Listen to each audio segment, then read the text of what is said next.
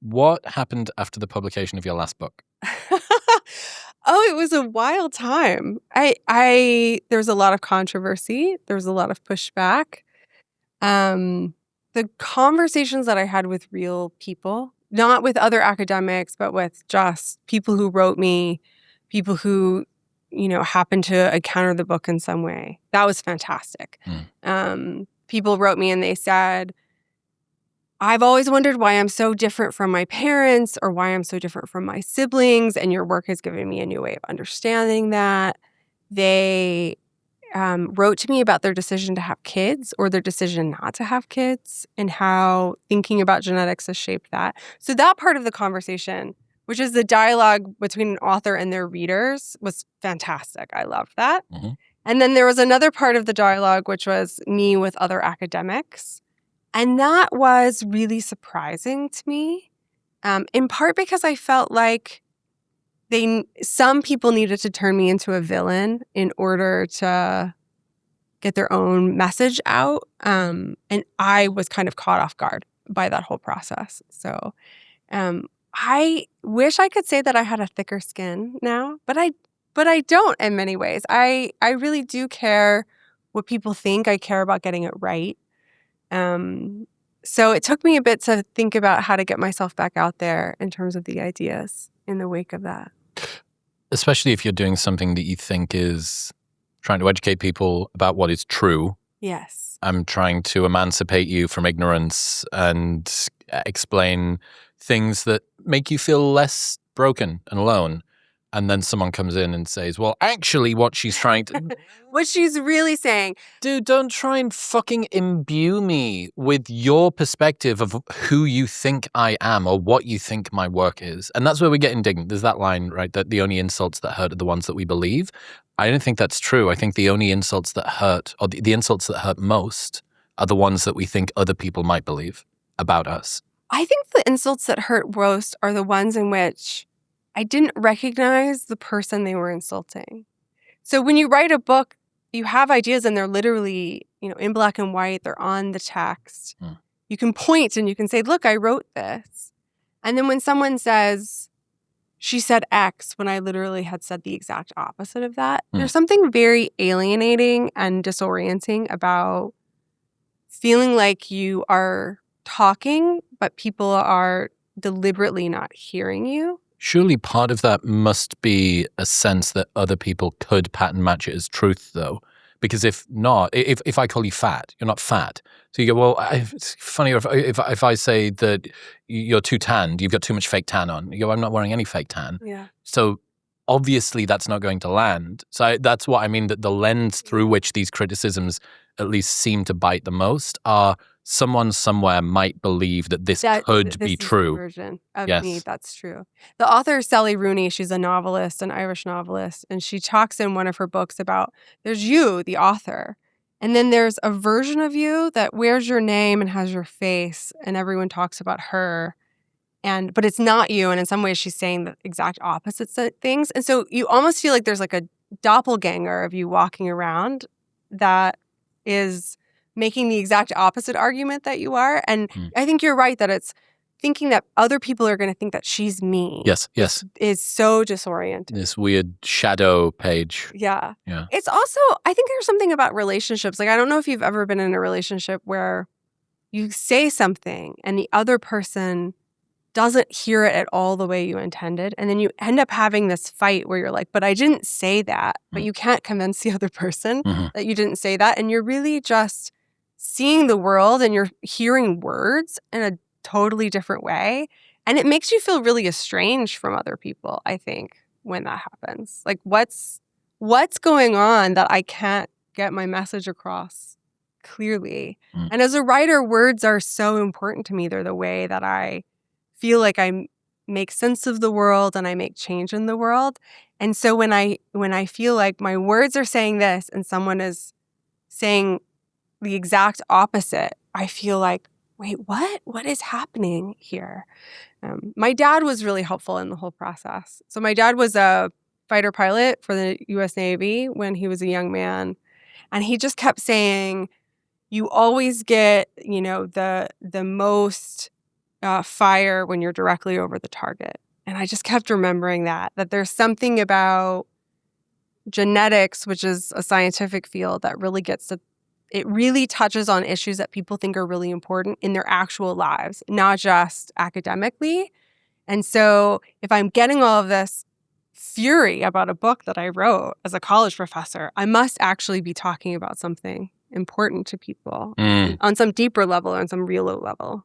You did a big 4 million person study. You were a part of that. I did. What did you learn? Well, it wasn't just me. There's many co-authors. Science, especially with this, is very much a group endeavor. And I was really lucky to work with two of my former trainees who are now independent scientists on that paper. So we pooled DNA from 4 million people, mostly from UK Biobank, 23andMe customers, participants in a big study called All of Us. And we were looking at what genes are more common in people who have done one of 7 things. So they have ADHD symptoms in childhood. They had sex at a young age. They have more sexual partners. They have ever smoked pot. They are engaging in what we call problematic alcohol use, which is drinking to the point that it causes problems in your life. They've ever smoked a cigarette. And they describe themselves as someone who really likes to take risks. I'm a person who likes to take risks. So what we were looking at is genes that are more common in people who not just do one of these things, but are more common in any one of these behaviors. Can we find genes that are just generally involved in being a risk taker? Is that suite of things altogether risk-taking? Where's the ADHD part come into that? Well, ADHD is impulsivity and hyperactivity. So one way you can think about it is this is disinhibition. All of these things are behaviors that violate some rule, right? So someone says it's not healthy to smoke. You shouldn't drink if you have problems. Kids who have ADHD get the diagnosis of ADHD because they're doing things in school that they shouldn't be doing.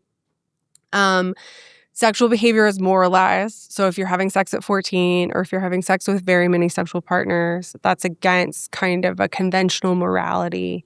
So they're all things where people are engaging in a behavior in which they might experience consequences or might experience social judgment, and they're doing it anyways. So there's a risk-taking element there, and there's a kind of reward-seeking element there.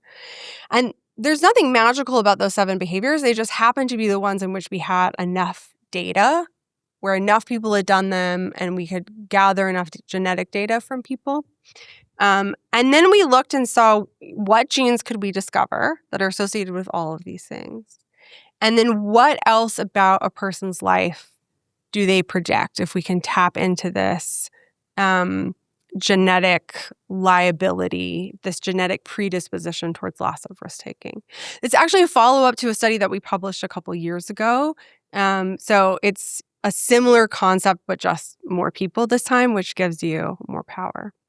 And it's interesting how much people vary in those behaviors. So to just think of one of them, which is number of sexual partners. Number of sexual partners in our data set ranges from 0, so people who are lifelong abstinent, to 99, because you're not allowed to put 3 digits of sexual partners into the survey. So it's really a whole range of human behavior. And so thinking about what are the genes that influence you at literally every stage of your lifespan, from when you're a kid to you're turning into a sexually mature adolescent, into, substance use and risk-taking in adulthood.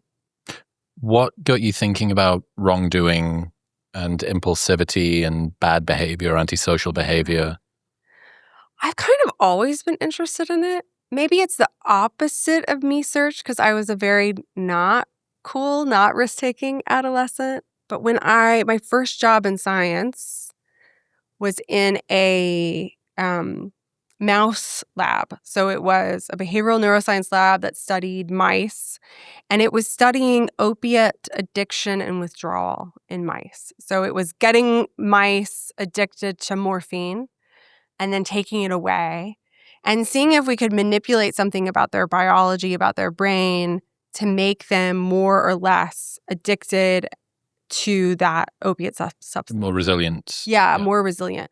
And this was when I was a college freshman, so 1999 to 2000.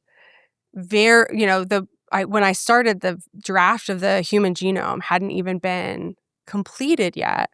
But my PI was using a method where you manipulate how genes are expressed in the mouse brain. So my very first job in science, my only job before that had been being a waitress at this like diner in South Carolina that served meat and 3 vegetables, and you got the church ladies. So I went from that to working in this lab where my job was to basically do little brain surgery on the mouse brains. So put them on this little apparatus and drill a hole in their heads and put a little shunt in so that we could inject things in this very particular spot in their brains.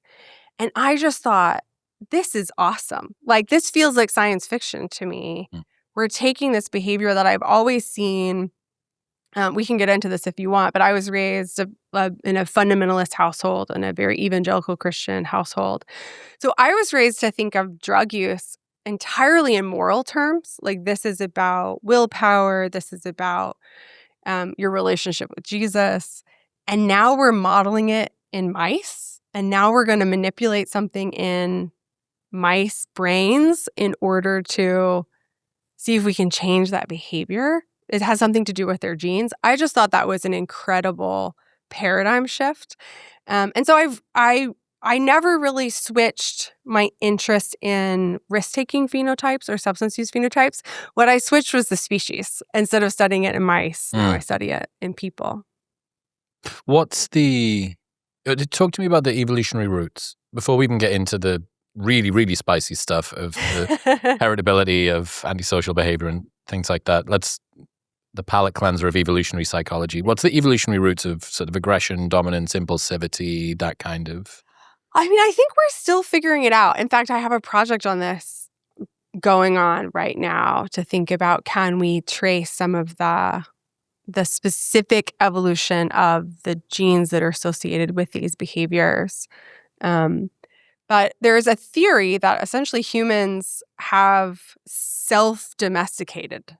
That if you look at us compared to our most, closest genetic ancestor in comparison to chimpanzees, all of us, all humans, males and females, juveniles and adults, engage in less aggression, more cooperation. Our physiology has changed in ways that are less aggressive. We've lost our big canines and we don't have the same huge jaw in the same way. And so there's some interesting theories about essentially humans in their long journey towards becoming this incredibly cooperative species. We selected each other to be more self-controlled, more self-regulated. At the same time,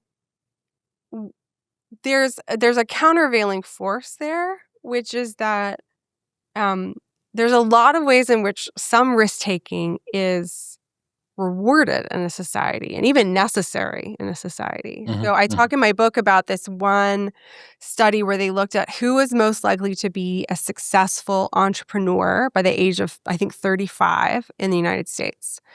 And it was people who had some level of, what we might think of as social privilege or material resources. So white men from middle to upper income families. But amongst them, who was most likely to become an entrepreneur? When controlling for white men from upper income families. Yes, like amongst people who might have... Because there's lots of them, and not many of them become successful entrepreneurs. Exactly. Most of them do not, right? So amongst people who might say have enough resources... Raw materials. Who does become a successful entrepreneur? And one of the best predictors is, did you engage in some delinquency as a teenager?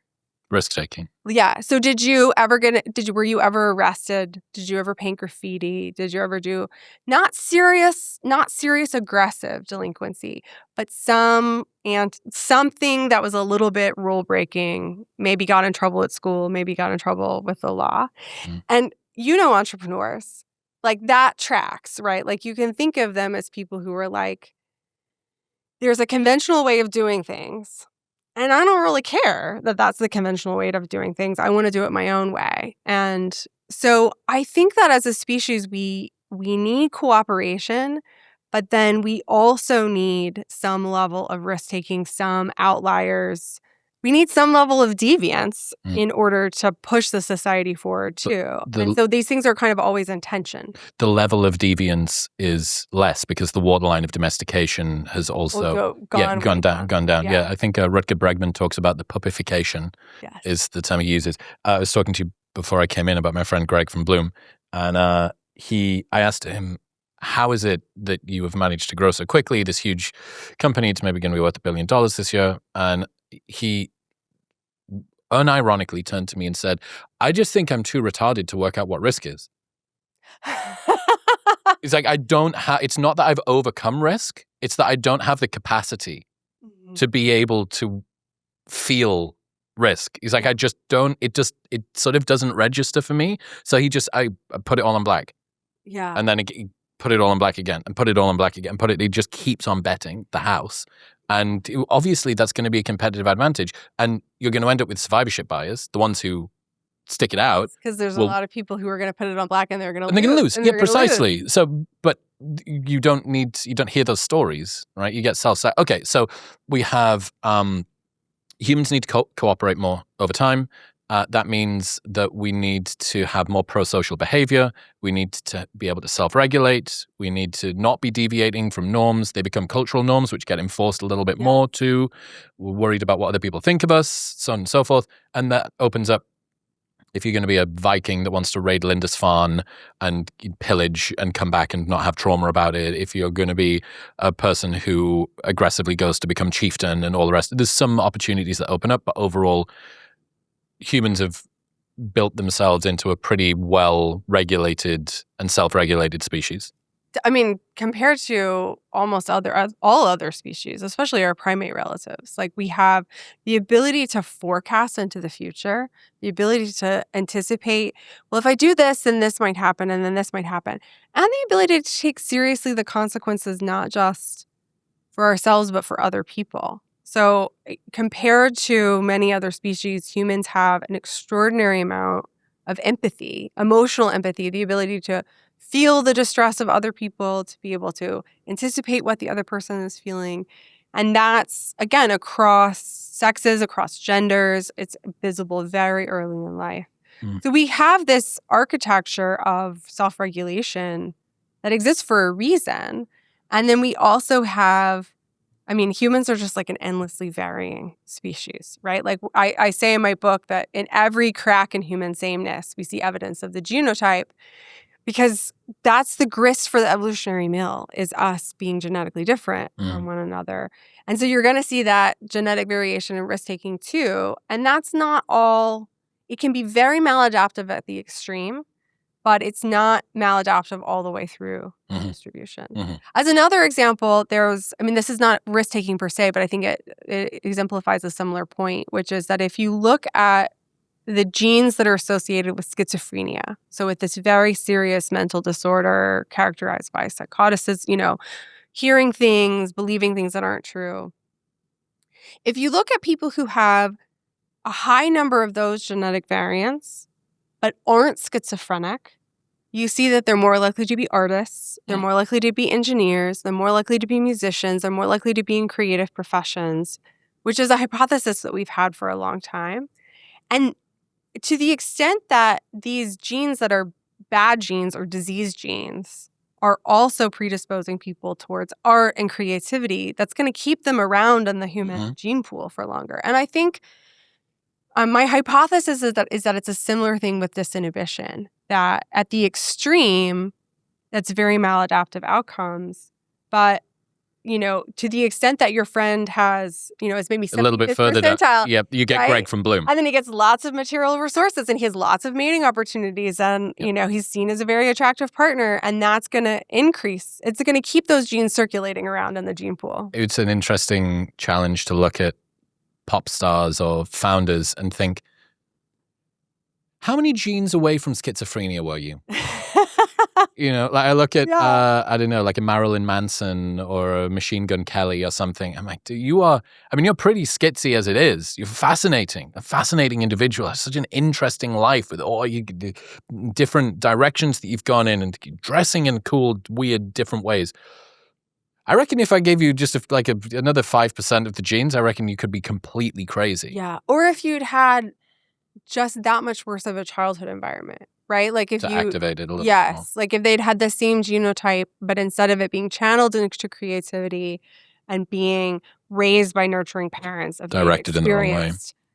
Abuse or a maltreatment or real, or even like a birth, an insert, a difficult birth or labor and delivery experience, if that kind of pushed them in that way. An inverse question would be to look at schizophrenic people and think how many of you were meant to be artists, and you just had the wrong foundations for the first decade of your life.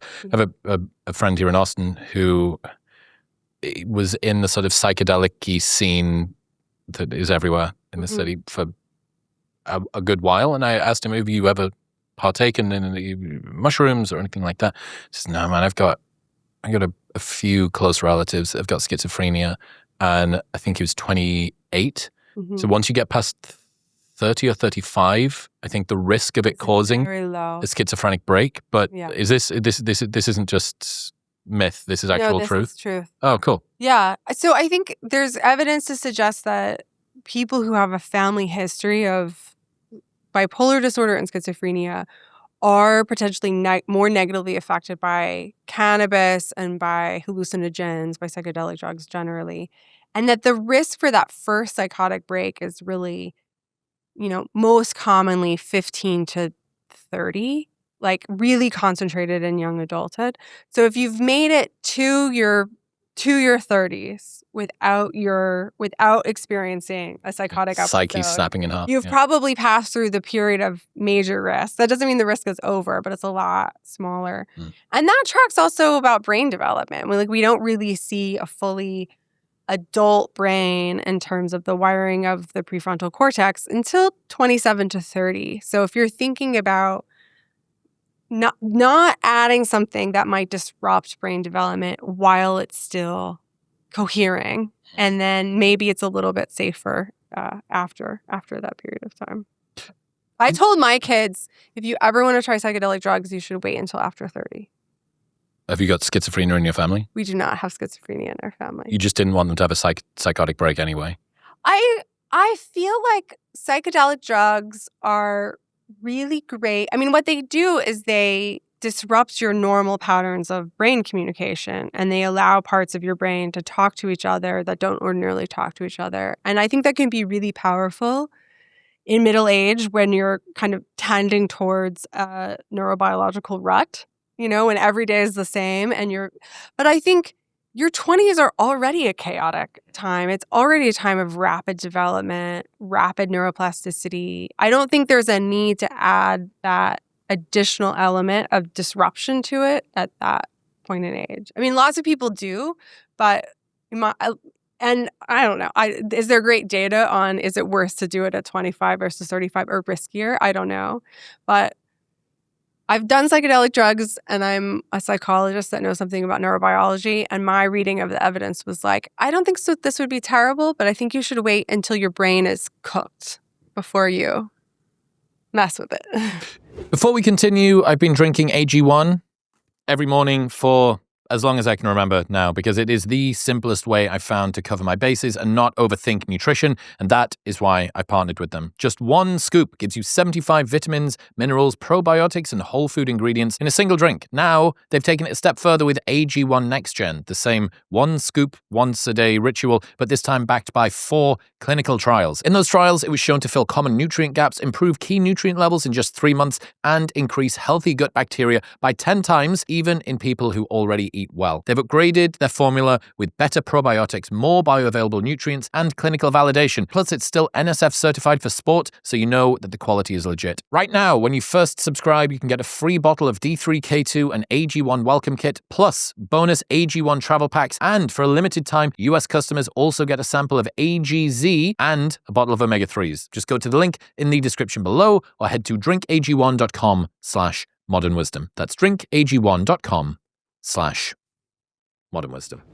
Do you think wrongdoing is something that's freely chosen then? Or are we Just going straight into the free will question. Yeah, well, look, are we born predisposed toward transgression? I think we're definitely predisposed to our transgressions. I think that the luck of having your genes, the luck of having your parents, the luck of how those have combined, the choices that you make when you're not really old enough to know the ramifications of those choices, the choices that you make as a young teenager, all of that really shape the person that you are. And so that person might certainly experience themselves as freely choosing. But the person who is doing the choosing, the person that is deciding between the options, that person is so profoundly shaped by factors outside of their control. Or on a set of train tracks. Yeah. I mean, I find the free will question... Actually, I find the free will question not the most interesting question, because the question of do we have free will is a question about all of us. Either all humans have free will or all humans don't have free will. And even if we don't have free will, we still have to figure out how to treat each other, and we still have to figure out how to get on with the business of life. I'm more interested in the question of what, given the science, do we know about how our genes, our environments have shaped us? And then given that we definitely know that how shaped we are by those forces, what role should that play in punishment, in reward, and how we and again in how we treat each other? I completely agree. I'm not particularly interested in the free will question. Annika Harris been on, she was great. Sam's been on, I know you know him. Like, cool. Alex O'Connor, one of my friends, is big into this. Like, it's fine, it's okay, but to me it feels like a little bit of a cognitive dead end. I'm sure maybe I'm just not smart enough to fully... I appreciate the arguments of determinism and compatibilism, so on and so forth.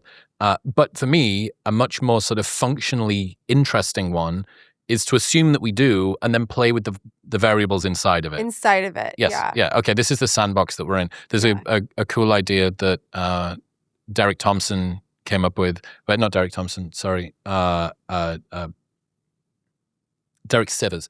And he says functionally true but literally false. Yeah. And something which is functionally true but literally false but functionally true would be a belief that we have free will. Oh, that's like interesting. Even if you're a determinist, acting as if you're not makes your life better because you don't outsource your agency. Something that would be literally false but functionally true might be porcupines can throw their quills.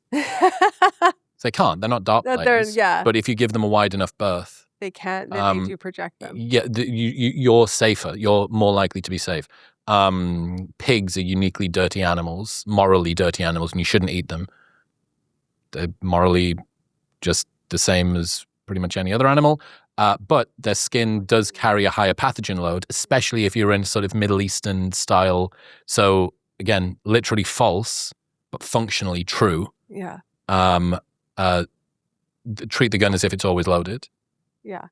So all of these things are interesting. Anyway, that's my position on that. Okay, so antisocial. I agree. I mean, I think the free will question is intellectually interesting, but of limited practical utility for a lot of the questions that we have. So, for example, someone runs someone else over with their car, and you learn that that person had epilepsy and they were having a seizure when they did it.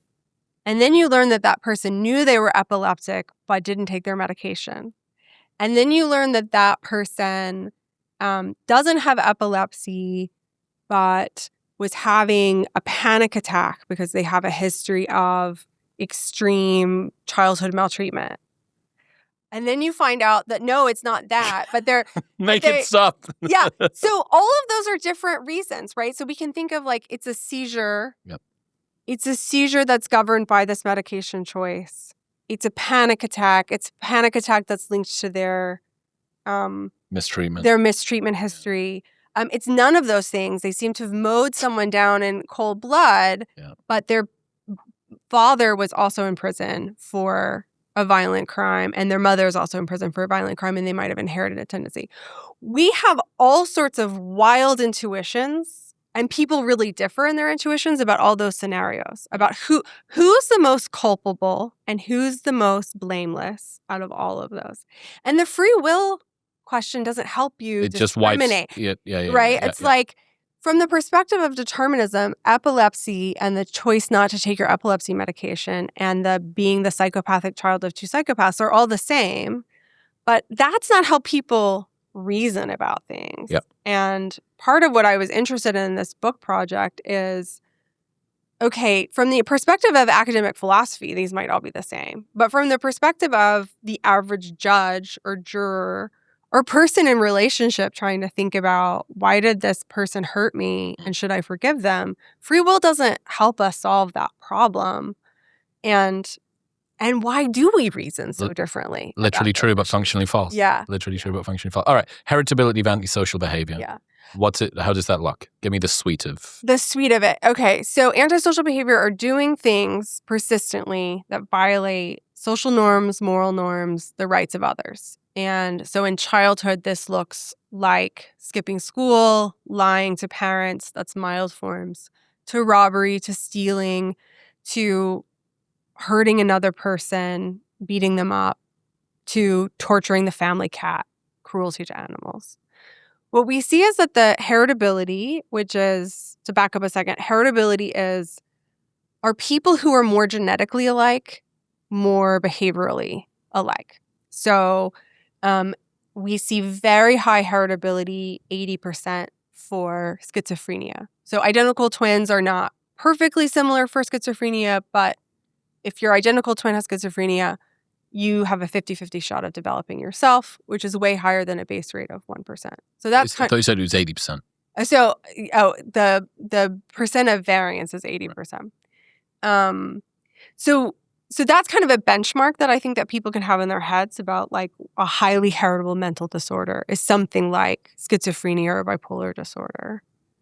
What we see is that childhood antisocial behavior is nearly as heritable as schizophrenia, particularly if you're looking at kids who also have what is called callous unemotional traits. So callous unemotional traits is basically like psychopathy in children. So children who hurt others, break rules, upset their parents, and don't feel bad about it, don't feel guilty about it.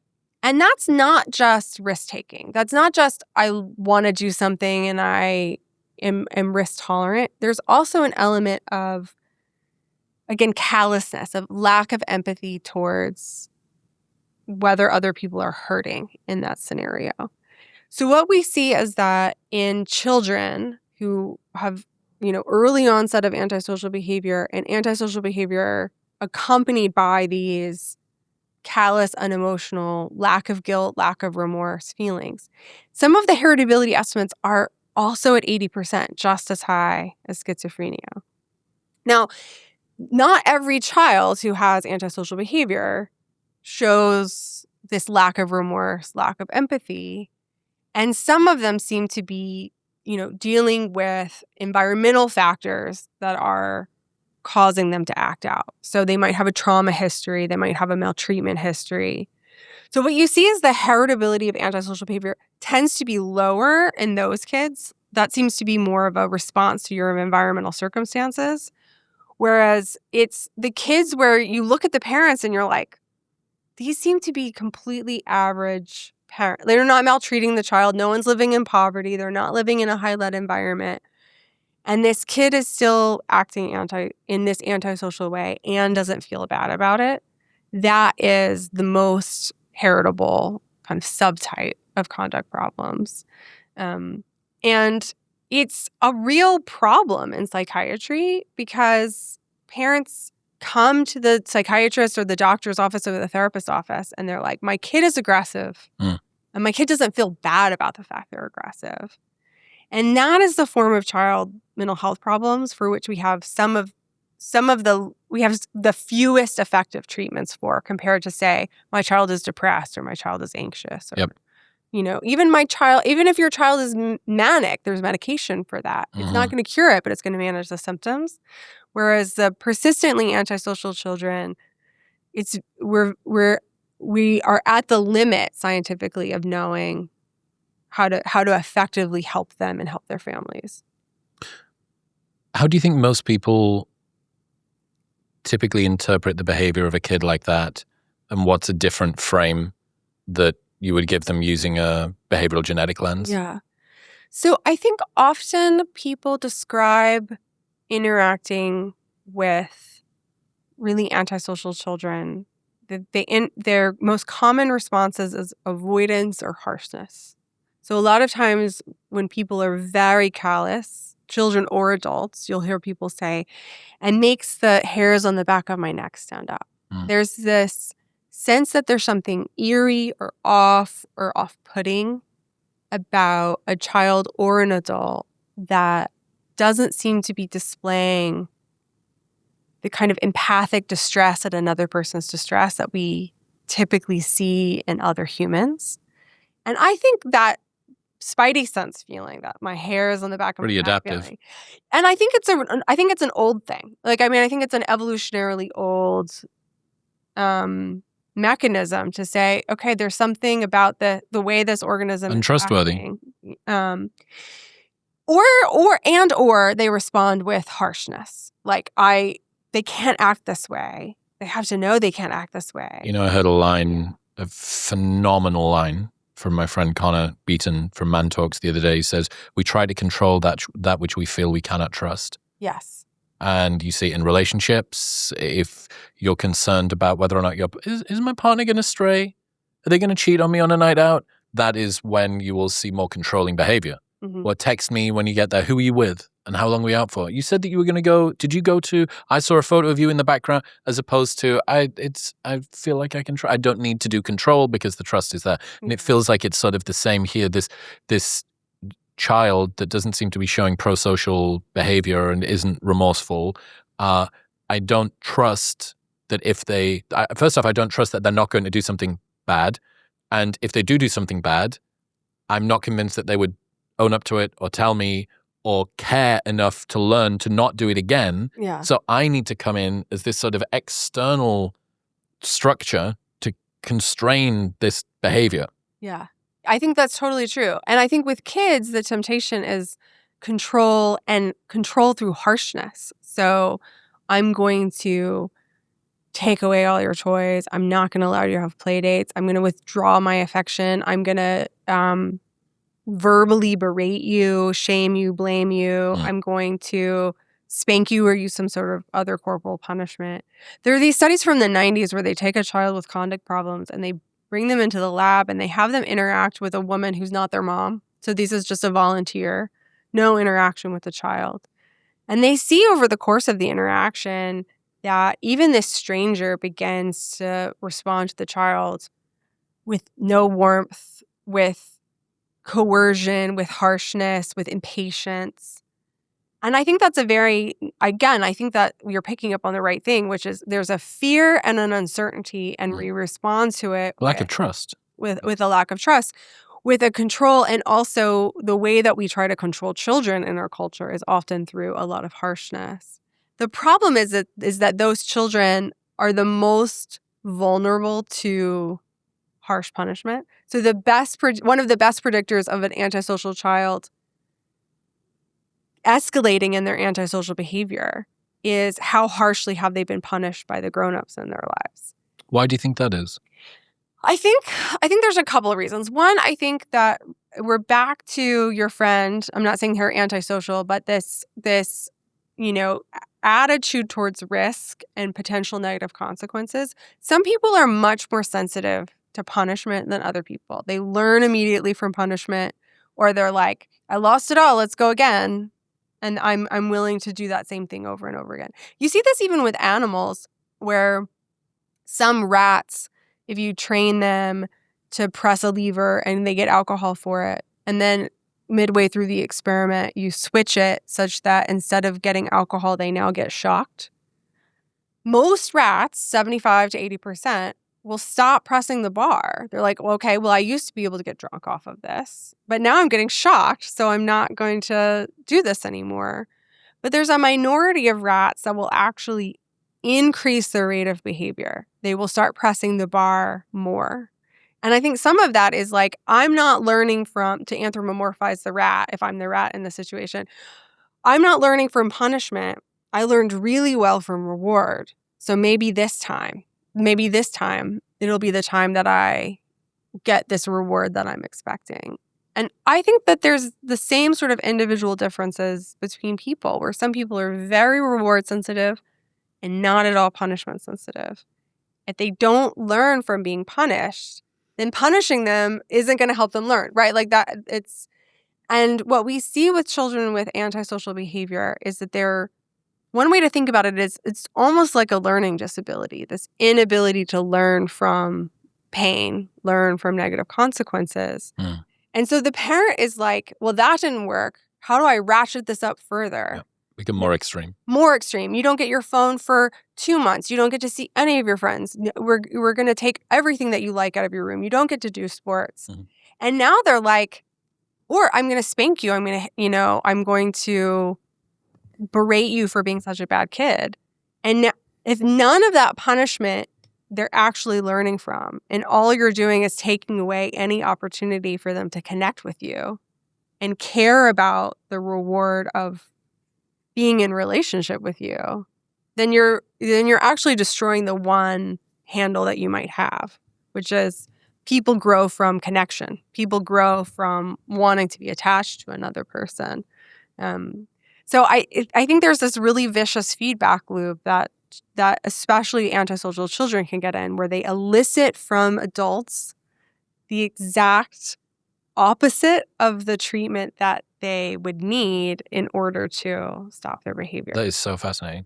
We'll get back to talking in just 1 second, but first, if you have been feeling a bit sluggish, your testosterone levels might be the problem. They play a huge role in your energy, your focus, and your performance, but most people have no idea where theirs are or what to do if something's off, which is why I partnered with Function, because I wanted a smarter and more comprehensive way to actually understand what's happening inside of my body. Twice a year, they run lab tests that monitor over 100 biomarkers. They've got a team of expert physicians that analyze the data and give you actionable advice to improve your health and lifespan. And seeing your testosterone levels and tons of other biomarkers charted over the course of a year with actionable insights to actually improve them gives you a clear path to making your life better. Getting your blood work drawn and analyzed like this would usually cost thousands, but with Function, it's just $499. And right now, you can get $100 off, bringing it down to $399. Get the exact same blood panels that I get and save that $100 by going to the link in the description below or heading to functionhealth.com/modernwisdom. That's functionhealth.com/modernwisdom. What about when this evolves into adulthood? Yeah, well, I mean, I think that's what's so troubling and difficult for our moral intuitions, is that by the time someone's a man, if they're still impulsively hurting other people, then of course we feel outrage at that. How could you do that? How can we stop you? Other people need to be protected from you. But every single one of those people was once a child, and that evokes more of our empathic response of, did they ever really have a chance to be a different sort of man if so much of this is rooted in the experiences and in the neurobiology of their childhood development?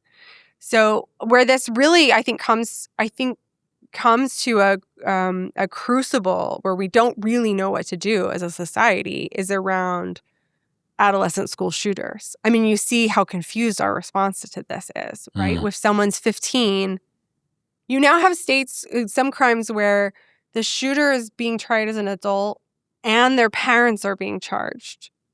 as responsible for providing with the gun.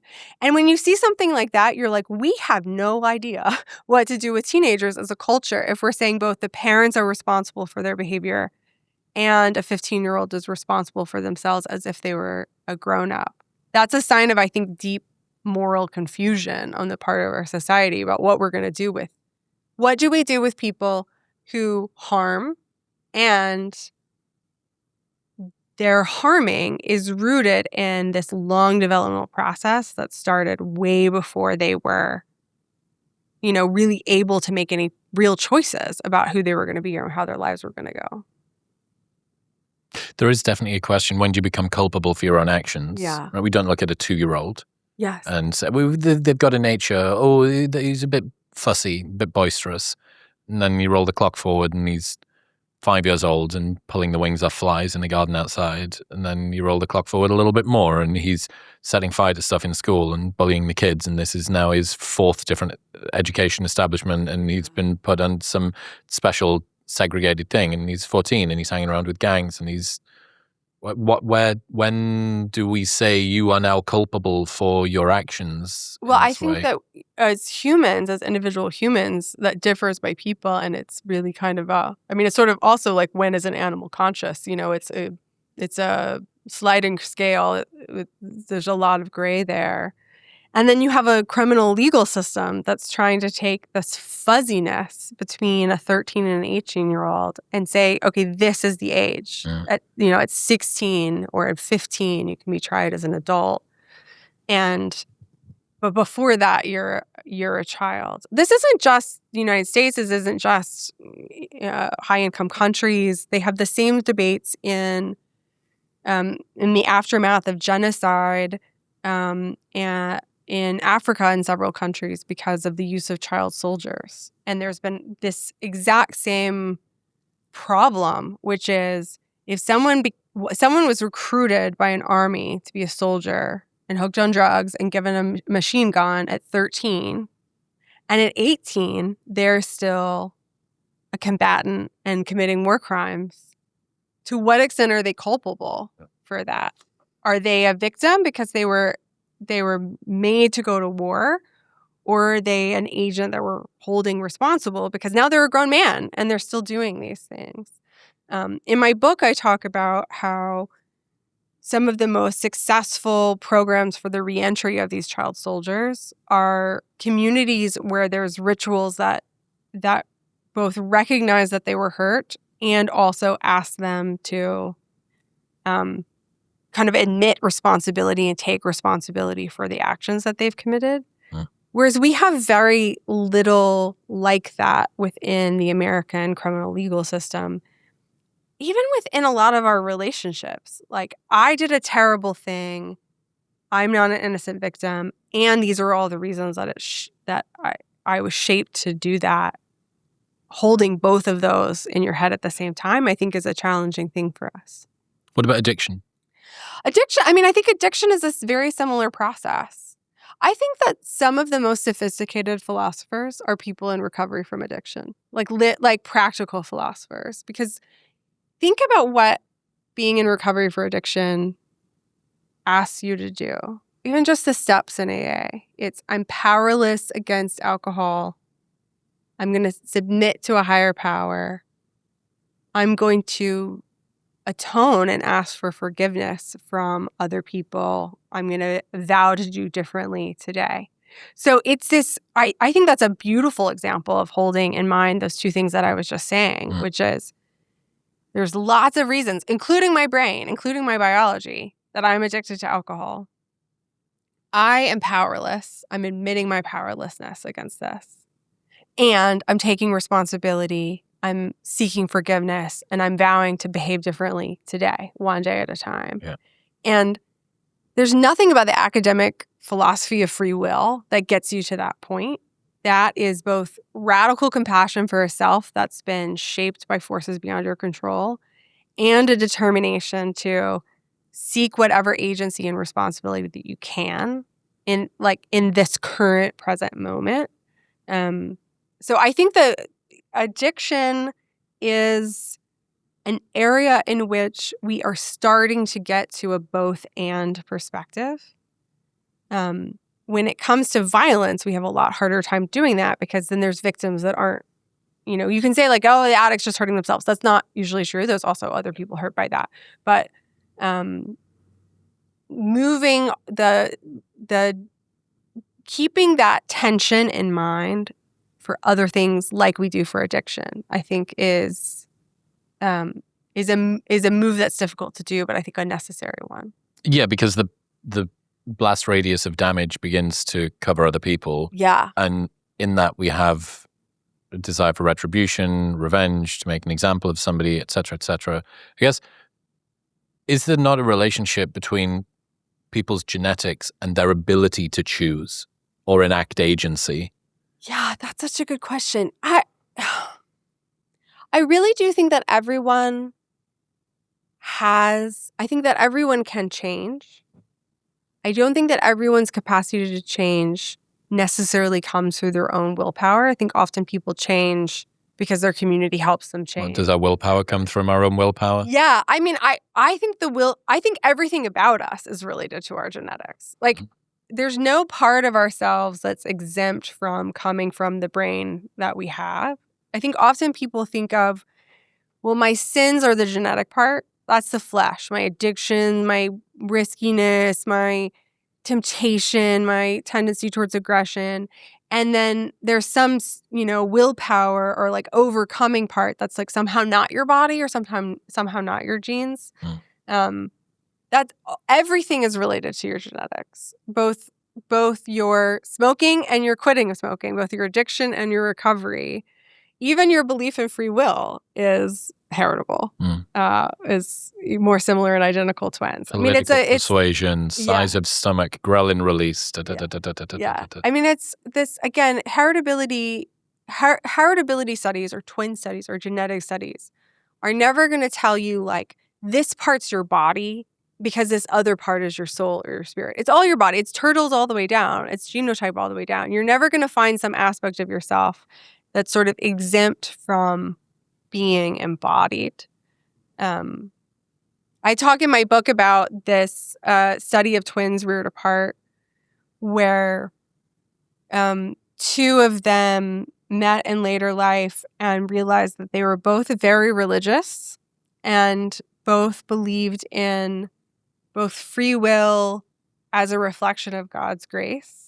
And the author of the study was talking about the irony that they see themselves in terms of this, spiritual freedom. But even that belief in their spiritual freedom is very similar to their long separated identical twins. I can see where you're going. Yeah.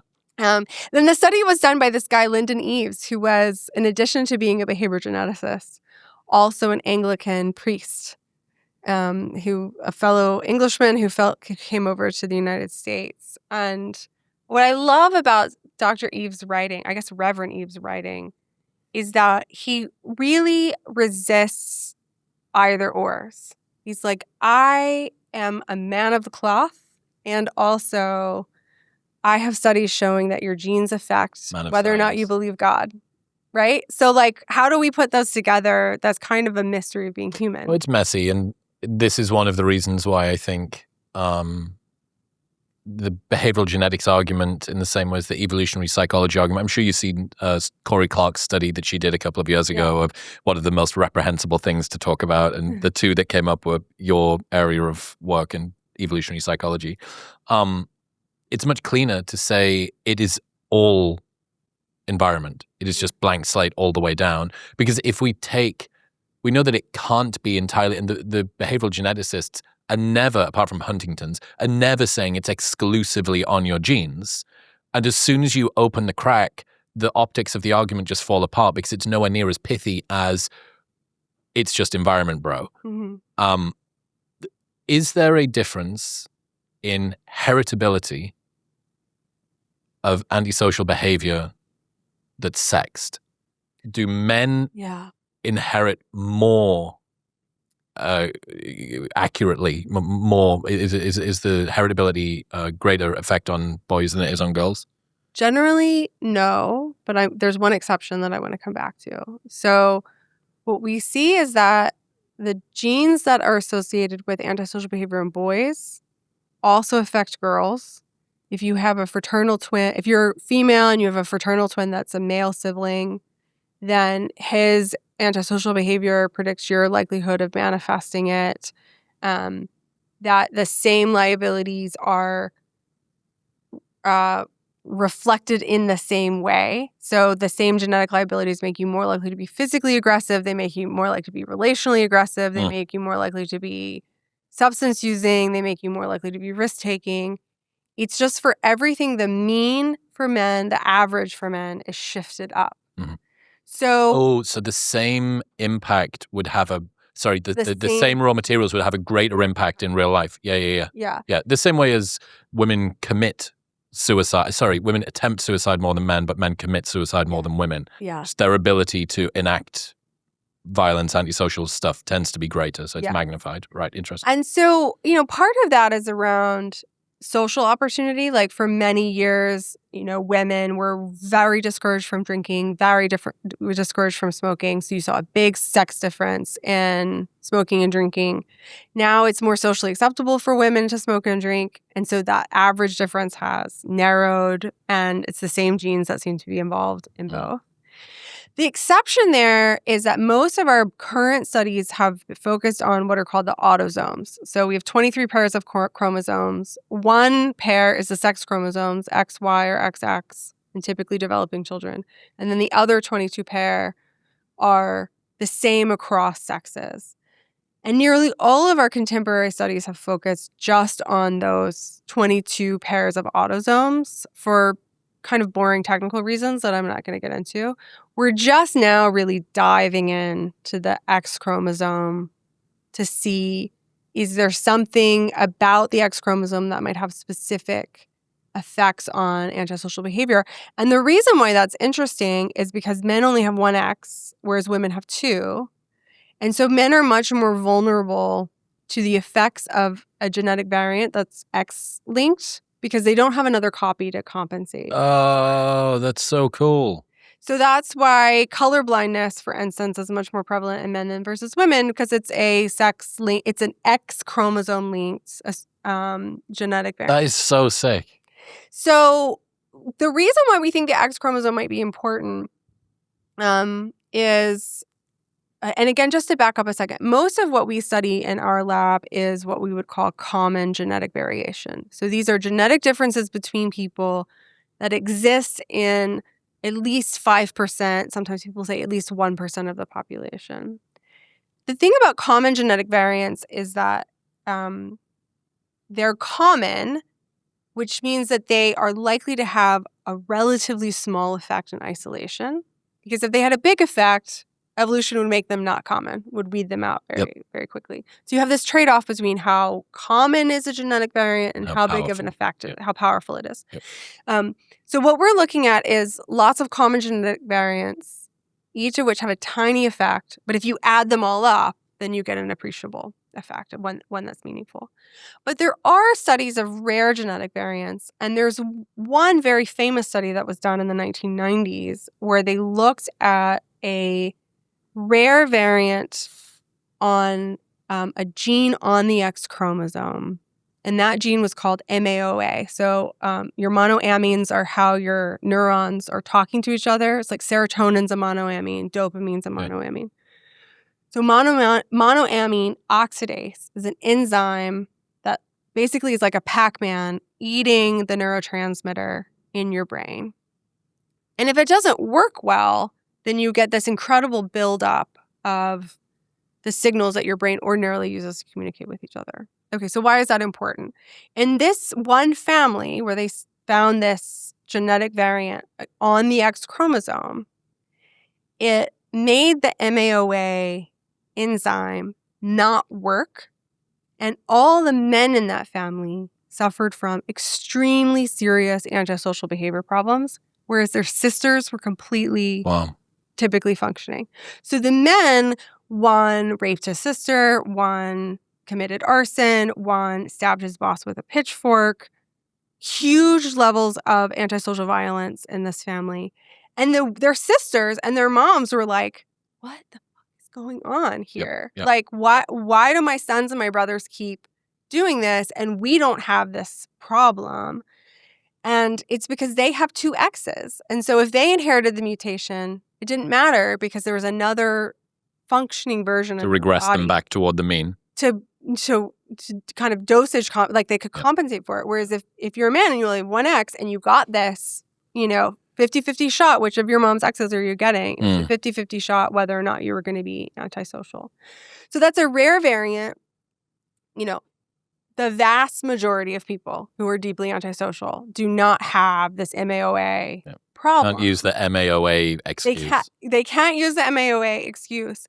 But I think it's important for two reasons. And one is that we think of our moral faculties as our ability to not go around stabbing our boss every time we're mad at him in moral terms, in spiritual terms, or in cognitive terms. And it turns out that it's very vulnerable to disruption. You can change one letter of your genome that changes one gene, which changes one enzyme. And that capacity is really, if not destroyed, very, very impaired. And so the extent to which our morality is a biological faculty, I think, is very much supported by the fact that we can so profoundly disrupt it by this one change in our genome. And the other thing that I find so interesting about this case study is that these men were in the criminal legal system in the Netherlands, and no one was like, oh, this must be a genetic problem. They weren't not guilty by reason of insanity. They weren't, lacking capacity to stand trial. They were indistinguishable from the rest of the offending population based just on their behavior. And the only reason we know that their behavior was due to this genetic cause is because of the familial data that made the pattern of transmission so clear. And I think that really brings up the question, how many other people who are persistently violent in families that are persistently violent, there might be some genetic or neurobiological explanation that we just haven't discovered yet. Like, we just don't know that. In the 80s, they would have considered it ridiculous. Like, this persistently violent family, you're telling me it's because they have a one gene that's wrong? Like, would have sounded like science fiction, but that was the case for this family. So we haven't, in modern genomics, turned our attention very often back to the X chromosome, but my lab's doing this now, and I'm really excited about this project. In other news, you've probably heard me talk about Element before, and that's because I am, frankly, dependent on it, and it's how I've started my day every single morning. This is the best tasting hydration drink on the market. You might think, why do I need to be more hydrated? Because proper hydration is not just about drinking enough water. It's having sufficient electrolytes to allow your body to use those fluids. Each grab-and-go stick pack is a science-backed electrolyte ratio of sodium, potassium, and magnesium. It's got no sugar, coloring, artificial ingredients, or any other junk. This plays a critical role in reducing muscle cramps and fatigue while optimizing brain health, regulating your appetite, and curbing cravings. This orange flavor in a cold glass of water is a sweet, salty, orangey nectar, and you will genuinely feel a difference when you take it versus when you don't, which is why I keep going on about it. Best of all, there's a no questions asked refund policy with an unlimited duration. Buy it, use it all, and if you don't like it for any reason, they give you your money back and you don't even have to return the box. That's how confident they are that you'll love it. Plus, they offer free shipping in the US. Right now, you can get a free sample pack of Element's most popular flavors with your first purchase by going to the link in the description below, heading to drinklmnt.com/modern wisdom. That's drinklmnt.com/modern wisdom. It kind of makes me think, well, if suffering and vice are highly inherited, how do we justify punishment? Yeah. That's the heart of the question. I want to pull apart two ideas, which were very confounded in my mind too, which is accountability and punishment. So in my mind, punishment is deliberately making someone suffer as retribution for the harm that they've caused. Whereas accountability is saying, you've done this, you've harmed someone. We as a community are enforcing our rules that you don't get to do that. And we're doing what we need to do to keep you from doing it again and keep other people safe. The United States, we hold people accountable, but we do it through a very retributive punishment system. We incarcerate more people in worse conditions than any other country has ever done in the history of the world. I think it's more people were incarcerated at the height of mass incarceration than were ever put in the gulag by the Soviets. Like we have a truly massive carceral state here. So I want to reframe your question, and I think your question's so good. And your question is the question that I started my book at. I started my book thinking, well, can we justify punishing people? Who deserves to be punished based on what we know about science? And I have come to the conclusion that I don't think anyone deserves to suffer. And that doesn't mean that we have no rules and we don't hold people accountable. And pulling those two things apart is... It's a very unsexy argument. It's very unsexy. It's incredibly unsexy. Well, because Americans like the either or. Simplicity. Yeah. Like, there's a philosopher, Hannah Picard, who writes about what she calls the rescue blame trap.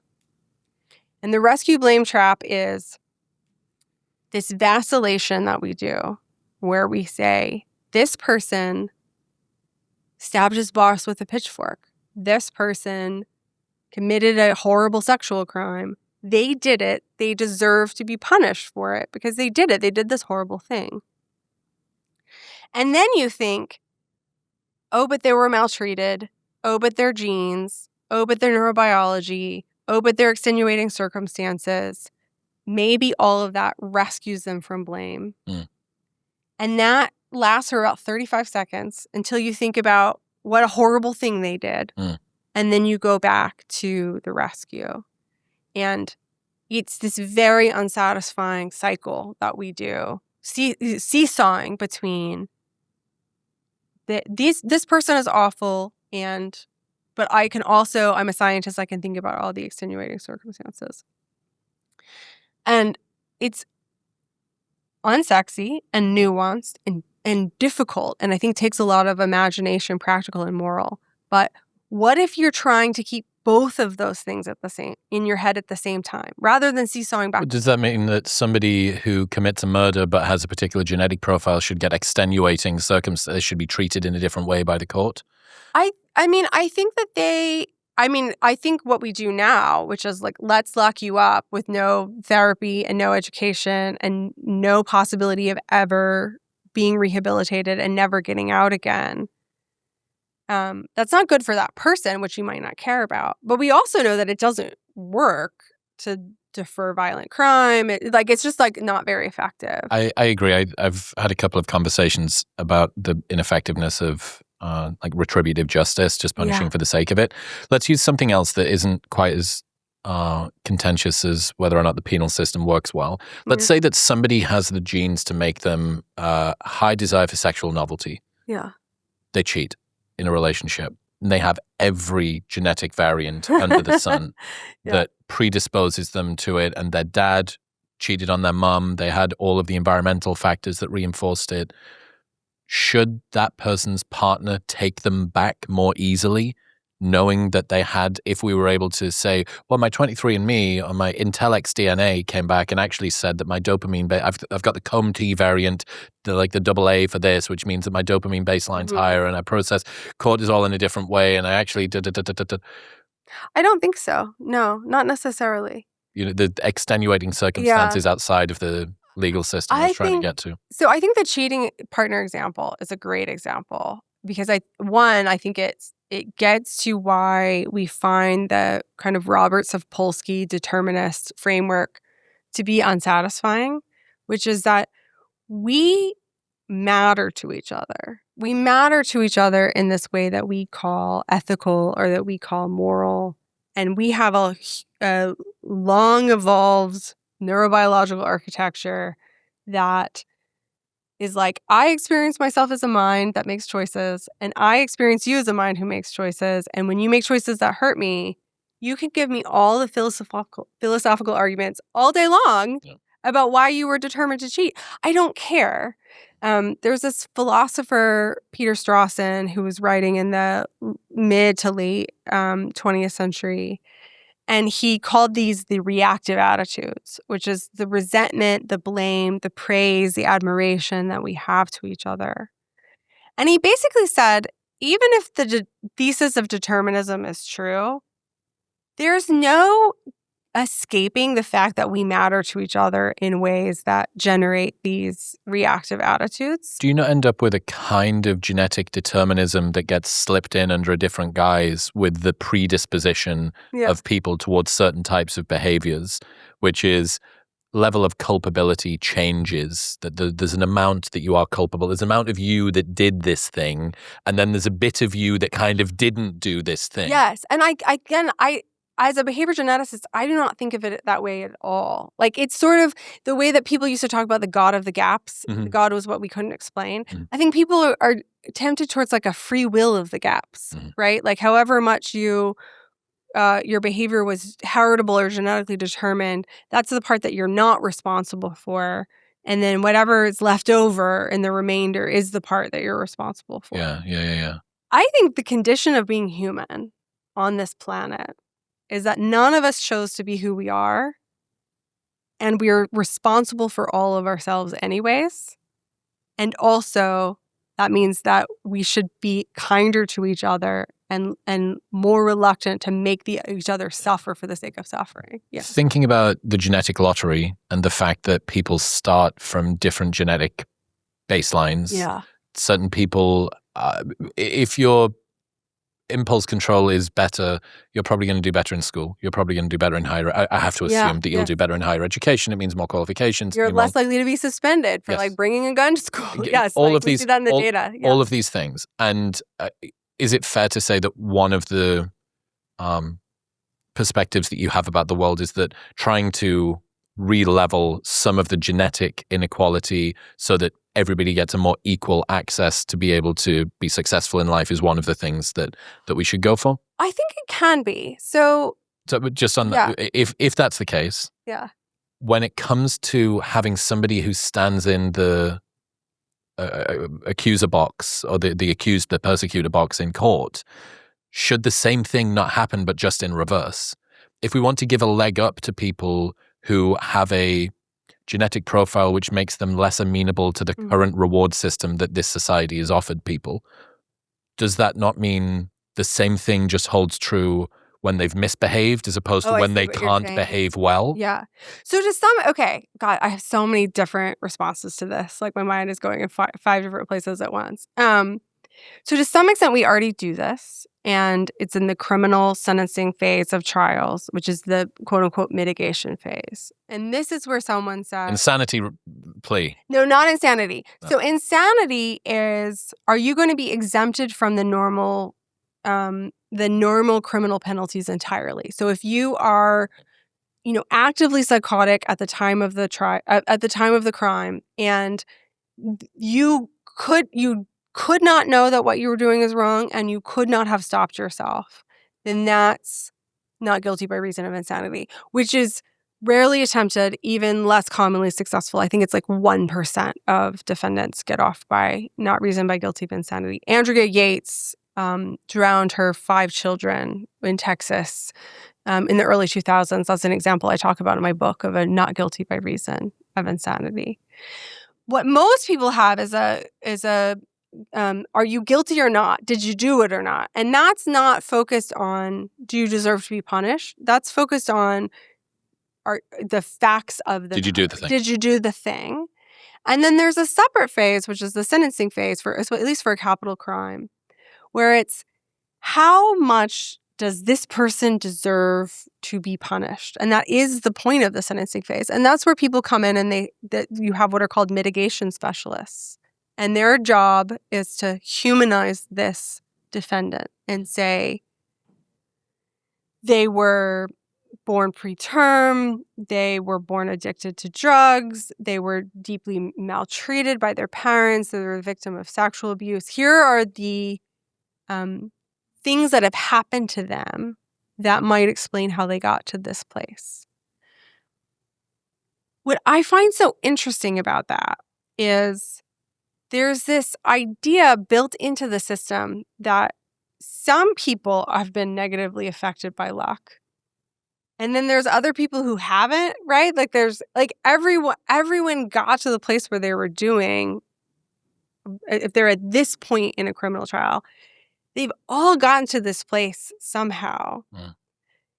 And then the options are you going to be incarcerated with no hope of rehabilitation forever versus only for 25 years? And that's different from how other societies and other countries treat this problem, which is someone has harmed someone else grievously. What do we do now? So I think this whole process of like, someone's done something, and now we're going to try to adjudicate how much it was environmental luck versus some magical free will that they might have versus genetics, and then we're going to try to assign a blame value. At no point have they brought genetics in. Well, that's I find this fascinating on so many levels. And it goes back to how academic philosophy doesn't match the public conversation. The reason why they don't bring genetics in is because bringing genetics in tends to make jurors and judges either has no effect on their retributive sentiments or it actually makes them more retributive. Oh, what was that experiment? Wasn't there some what was that experiment? It's like, okay, so there's an experiment where they have people, well, there's several, but I'm going to tell you about this one, where they have just ordinary average Americans come into the lab and they are given information about a number of hypothetical sperm donors. And they say, some people say this sperm donor speaks French.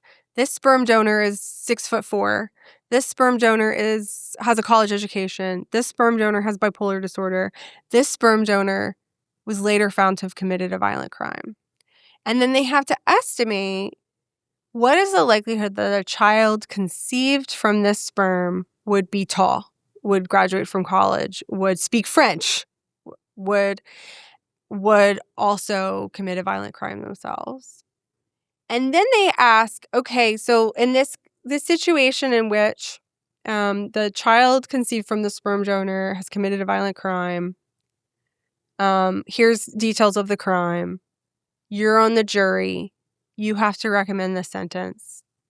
How many years in prison do you think this person should get? Mm. So this person, I'm forgetting the exact details, but it's something along these lines in this study. This person came up to a couple and they were leaving a movie theater and they tried to rob him and they ended up, killing the male half of the couple with like a box cutter. So violent, impulsive. Now they have a superhero for a son.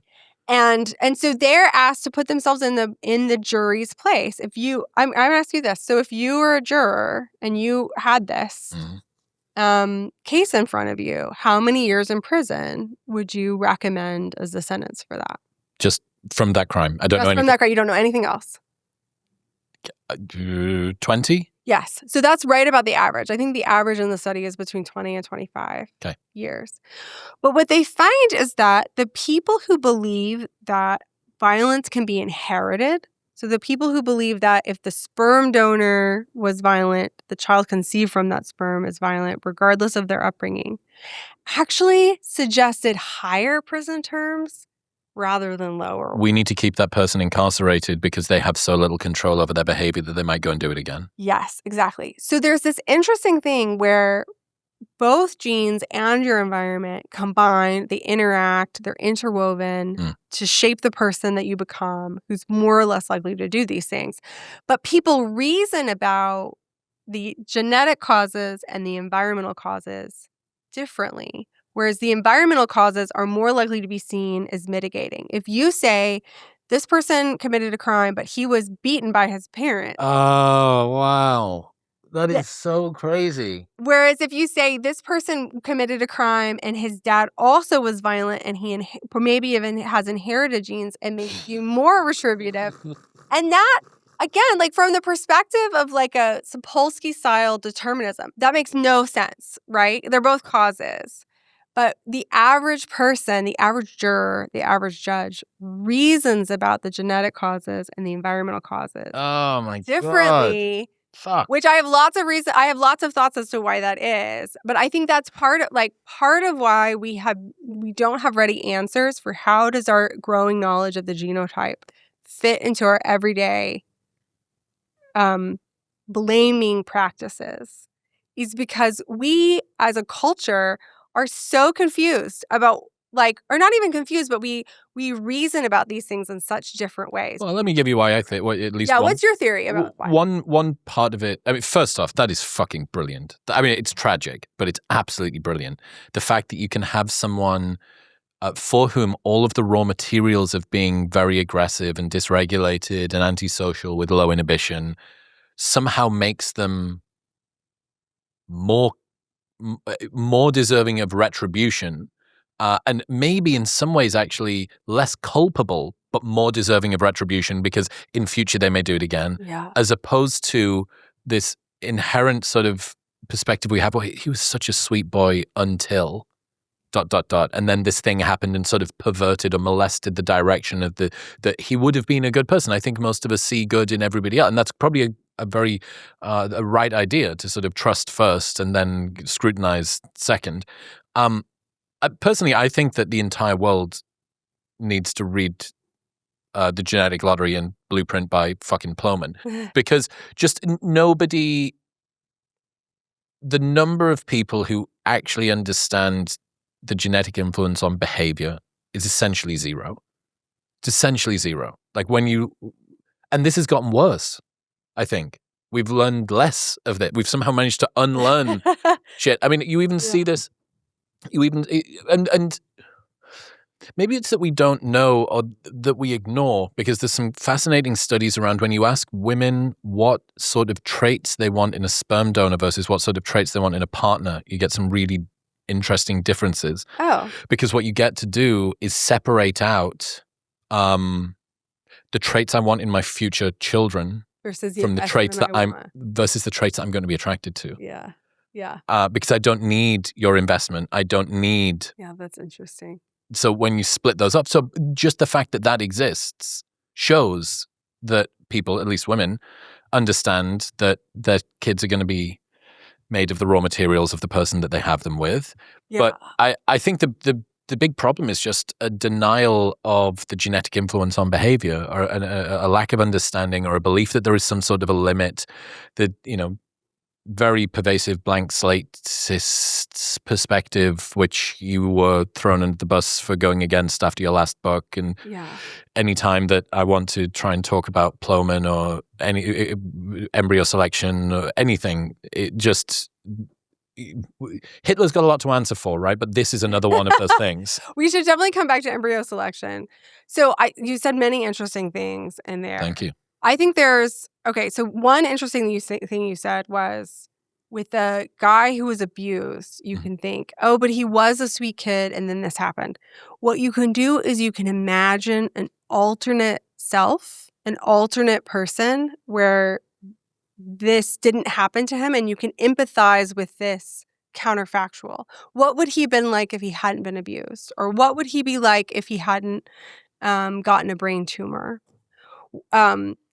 Whereas with genes, it's much harder to come up with the alternate version of the person if they didn't have their genotype. And that gets into the idea of genetic essentialism.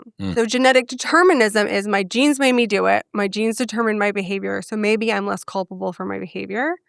And that's one frame that we can think about genes. And it happens a lot, right? Like I am genetically predisposed to have a higher body weight. So therefore, I'm not at fault if I have a higher body weight. Like that's a conversation that we're having in our culture. And that's a genetic determinist frame.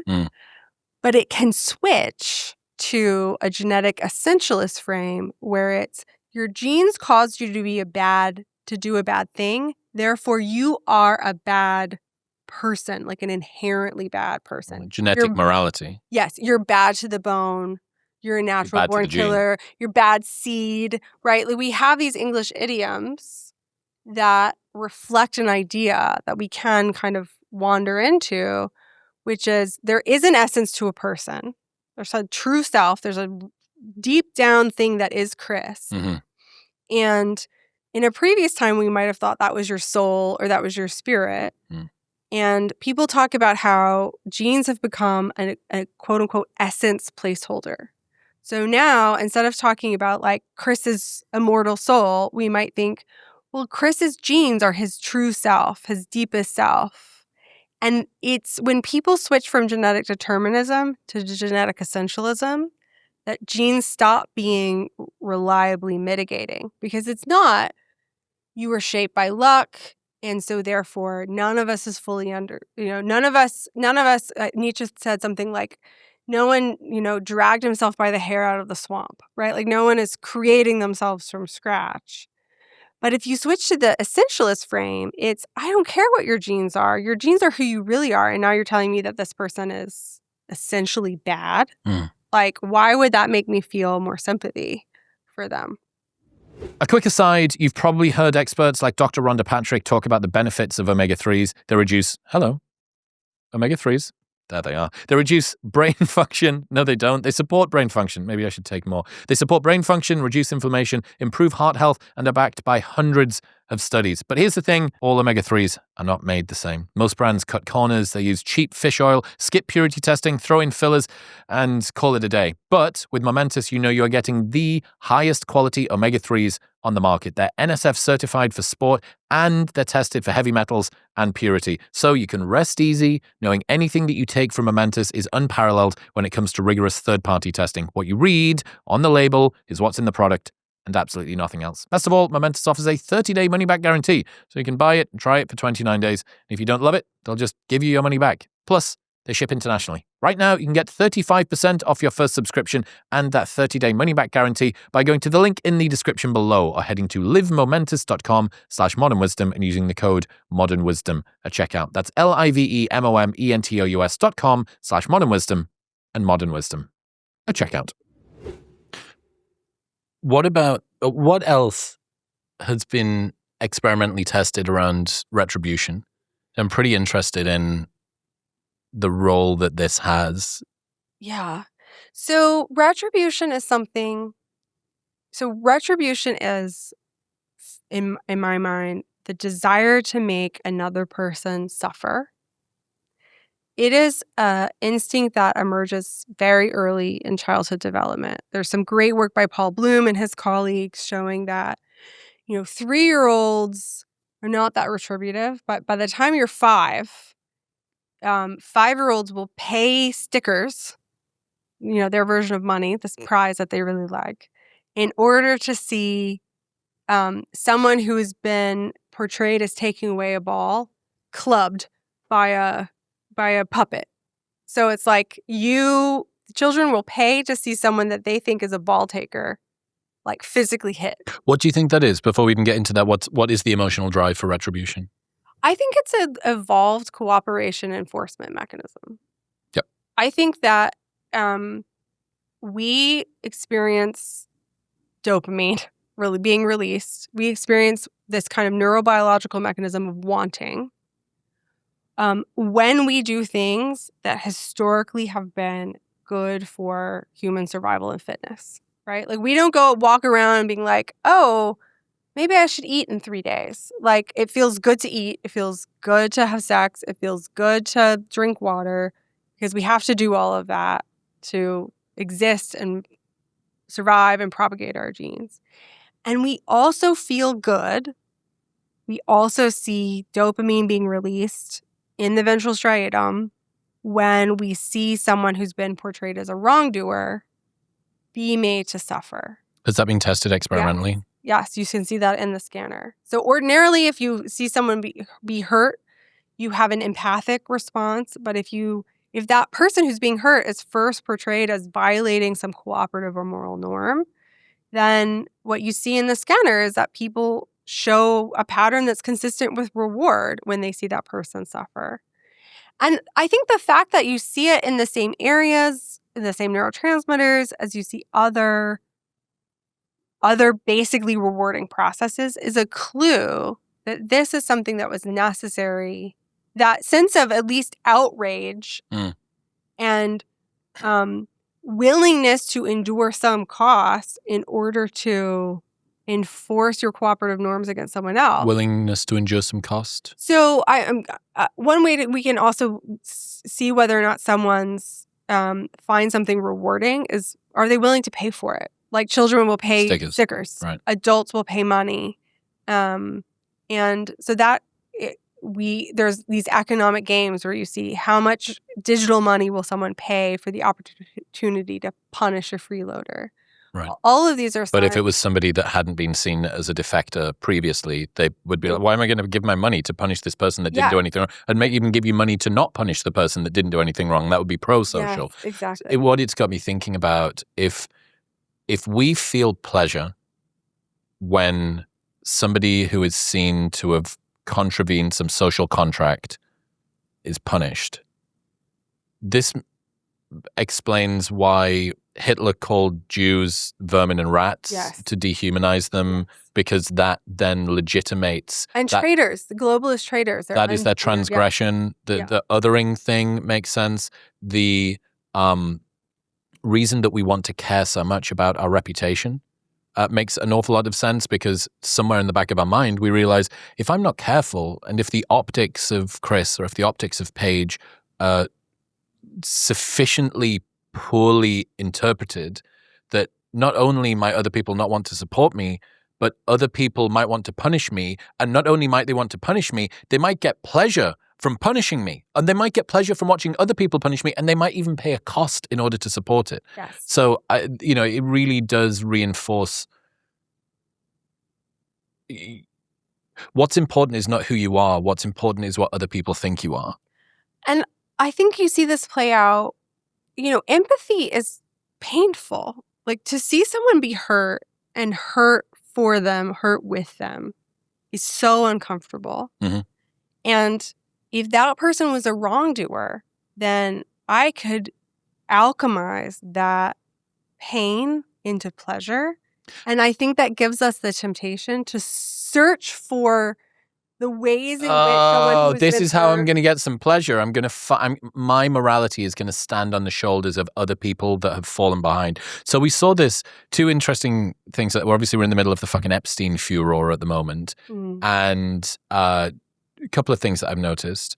First one was a bunch of memes floating around about Mark Zuckerberg and Jeff Bezos that neither of them seem to appear in the Epstein emails, at least not yet, and they were sort of lauded as super chads of the internet because they hadn't, presumably they had the opportunity to go, but they didn't, something like that.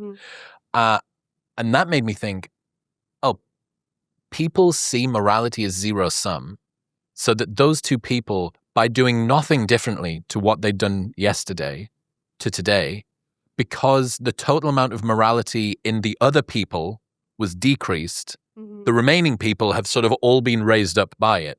Like the fact that this owner of a fashion brand and this sheikh were in the emails, but other people who are peers of theirs weren't, they lost, so you gain. So there is this sort of supply, this fixed supply of morality, and by some people losing it, others have been raised. So it wasn't just you're not as bad as them; it's you're actively better than you were before. Yeah, the standards have shifted. You have been increased by this. I thought that was really interesting. I mean, I think if you see any victim of violence, the process by which others then seize on what they might have ever done wrong in their life and transmit that once you start noticing that pattern, it's really, really obvious. Can you say that in a different way? So someone is victimized by the police, and there's a debate about whether or not, the police were justified in hurting this person or whether the person was resisting arrest. And then you have this outpouring of news about everything that this person has done in their life. And they were an honor student. Right. They were, Yep. They love to play the guitar. And then it was like, no, they once shoplifted, or they once kicked a tire five years ago. Mm-hmm. What is that? Like, why are we having this not just in the incident, but everything leading up to it, this moral reckoning with whether or not this person ever did a bad thing or did an admirable thing. And I think the process behind that is really complicated. It's not just one process, not just one thing that's going into that kind of digging through the person who's died life. But if you remember that, if you're feeling empathy for someone suffering, you can toggle it over to pleasure if you can convince yourself that they're bad and they deserved it. It is such a temptation. It is so wild. That's such a temptation that's out there. Well, it's some of the freest pleasure that you're ever going to get as well. It's completely costless to you. And you would be familiar with the bless her heart effect from evolutionary psychology. No. It's one of the reasons that female intersexual competition has venting, whereas male intrasexual competition tends not to in quite the same way. And it's Paige, I'm really worried about Jenny. Like, she just keeps on sleeping with all of these guys, and I'm so worried about her. Oh, it's like faux concern. Yeah. Yeah. It's vented. So you're what is couched under pro-social concern for somebody else is actually a way of spreading rumor. Mm-hmm. But implicit in that is, I would never. Just sleep at no, of course. I mean, not me, but I'm worried about Jenny. So It's this sort of very paternalistic, very caring. But what you get with this is something not too dissimilar, where your morality gets to stand on the shoulders of somebody else's. So not only are you getting the pleasure at this person who, rightly or wrongly, you think is a defector of the social laws, but you, by pointing it out, you get to feel good. You get to feel like, and everyone else gets to see you as that. Oh, it's always good that Christine was there, to tell us about the bad behavior of Jenny. Isn't that so? Your morality gets to stand on their shoulders. Yeah. And I think there are a lot of combining reward pathways to get people to behave in this sort of a manner. Their sense of social righteousness gets raised up. They just endogenously get pinged with a fucking ton of dopamine for having done this thing. They get to potentially the sort of justified self-deception or true honest approach to this is that person needs to be told that they've misbehaved and pushed out, and potentially we need to be protected from them, so they need to be outcast sufficiently. And it's all messed up in should they be on the outside, or are we actually? Yeah, and I think so.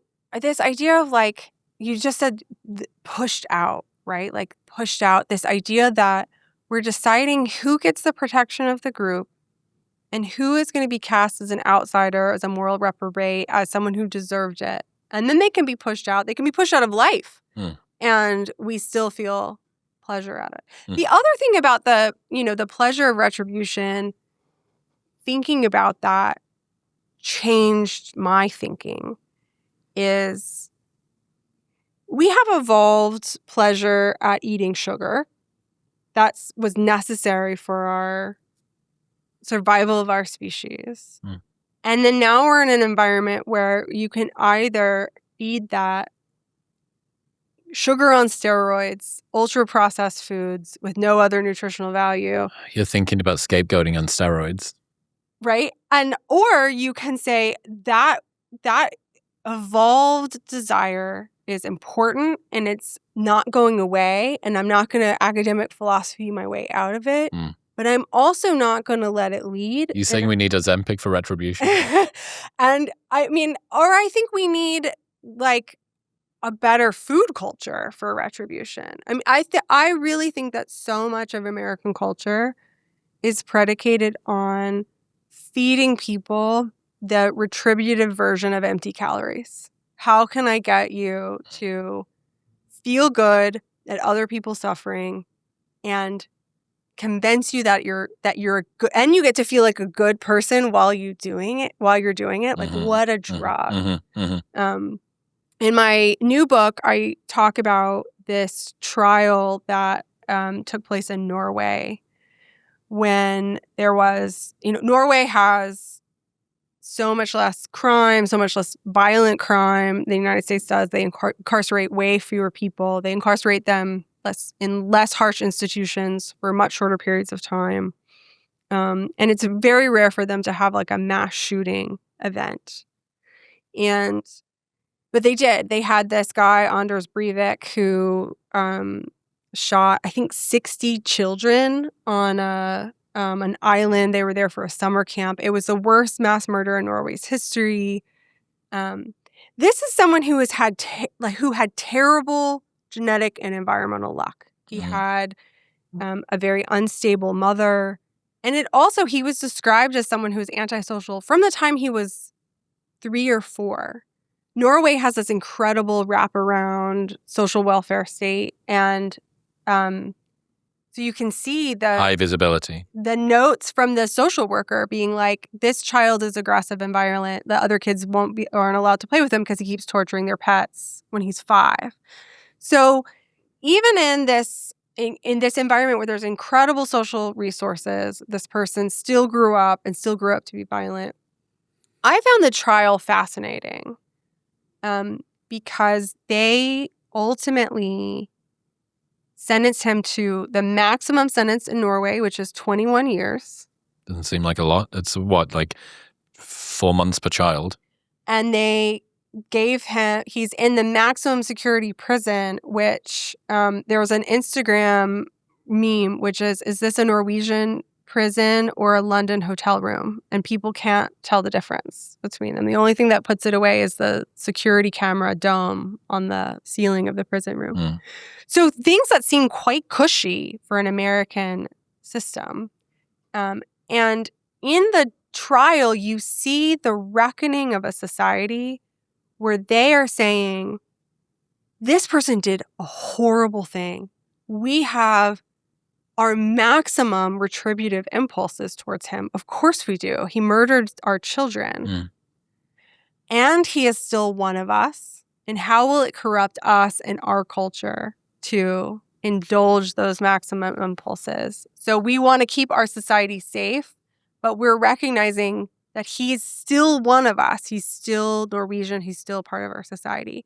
And from an American perspective, it was wild, like reading this trial transcript, because it was a way of feeling that retribution, but not leading entirely with it, and also recognizing the inherent humanity of this person who's part of their society. Do you think somebody that shot 60 kids has that much humanity? I think we all have that humanity. I mean, I think that's what it comes down to. I think that every single person, even when they do horrible things, is still human. And also that even if they don't, that me treating them like they don't does something to my humanity. That seems to be 2 different arguments. One, I mean, there are, so they're related. Yeah, of course. Yeah. I'm trying to separate them out. I mean, yeah, I was about to say something before that my ability to flip empathy into pleasure at a defector's pain pathway is defunct. I always seem to err on the side of, oh, I'm so sorry for that person. Yeah. You know, always. You've managed to find an example where, not just one, but it tends to be, my threshold for it tends to be a bit higher. So I'm thinking about this person that shot 60 kids. the residual amount of humanity in that person seems to be very low for me in how I would see them. That to me seems to be the kind of thing, even if you were to say, what does this do for society outside of it? That is such a heinous crime. I would say it is so far beyond even the normality of abnormal crime that should be you don't get to come out again. And that would be a pro-social, as far as I can see, that would be a pro-social thing to do. First off, as hey, we have a limit here in Sweden? Norway. Here in Norway, we have a limit. We may be very loving and a fun accent like a typewriter covered in foil kicked downstairs, but this person has gone beyond the limit. Therefore, other people shouldn't. So I guess yeah, and I warning them off. But the other one being like that is such an extreme crime. Yeah. The likelihood of even if his desire to murder children drops by 1 per year over the next 6 decades, he still wants to murder a child. Like, I'm aware that's not the way that like a fall off the murder desire works. I got this weird like line graph in my head. Yeah, of course. But it's like it's murder desire inertia or whatever the fuck. But to me, that seems weak. That seems wimpy, and I don't think that is a sufficient deterrent to others, and I also don't think it is a sufficient amount of time to basically quarantine this person. So there's so many different threads in your argument, and I want to pull them apart because I think they're each interesting. And in some ways, it's like you just touched on why do we incarcerate people? Like, why do we have a criminal legal system? Like, what is the purpose of it, right? Mm-hmm. And one is just containment, just protecting the other people from this person, right? I do believe in Norway it's possible that at the end of the sentence, he's judged to still be a risk to others, then that sentence could be lengthened for the sake of other people. One is some sort of expression of retribution. Like, I don't care if you could be better in the future. I don't care if you're going to have you lost that privilege. You've lost the privilege. Yeah. You did something that's beyond the pale, and now you deserve to not live. You deserve to suffer. You deserve like whatever that is. And then one of them is rehabilitation. So, given that someone has done this, is there some intervention by the state, by other people that can prevent it from happening again? Essentially repair this person and repair their relationship to the community such that they don't commit any more violent crimes. And we don't stick with, like, we don't have one lane. Like, your answer combined all of those things where you're like, but what if he's still a danger? And also he did such a horrible thing. Maybe it doesn't matter if he's a danger. And also if this is such a long-rooted problem, how could he ever hope to change? Yep. And I'm really interested by the word weak. Like, what is it? It's weak by the state. It's weak by the juror. Like, what is it reflects weak social bonds. Like, what is being weak where? Like, that's an interesting. It is insufficient when held up. Yeah. You asked me earlier on, this person stabbed one guy with a box cutter. Yeah, and you're like 25 years. Yeah, I gave him 20 years. Like, Homeboy managed to do it to 60 children. Yes, exactly. Have you considered the role of 120 parents needing to feel vindicated? Yeah. I mean, I think there's this idea of vindication and also this sense of, I guess I should say, like, I was very moved by this outcome. I'm not saying that you're defending the guy just doing the thing or getting the 20 years. And I do think it speaks to a very different way of thinking of the role and function of punishment in a society because it is so radically different from what we would do in the United States. But I just want to echo, like, I'm a mother. I have 3 kids. Like, if I were one of those parents, would I be able to coolly sit here and talk to you about not letting the retributive instinct lead? I'm not sure. Like Is the there only a time I've role- ever like blacked out in anger was when someone hurt one of my children. Like I think there's a really basic thing in there. And I think the other thing that you're getting at is we signal the value of people by how much we're willing to punish others who've hurt them. Mm-hmm. Mm. So, when we say like one of the things that made that denotes or it comes along with the status of being an enslaved person in a culture is that their masters get to hurt them and there's no punishment for that, right? So I think one of the things you're picking up on when you say like, what about those parents is, does it signal something about the value of those children or the value of those children to their parents or their society, to the collective, if someone is not punished for hurting them? A lot of times when someone does something outrageous, not even outrageous as mass murder, we say, who do you think you are? And I think that's saying, who do you think I am that you think you can get away with treating me like this? So we assert the value of people. Correct. That's part of the social signal of punishment. And I think that's why it rankles. And I don't think there's any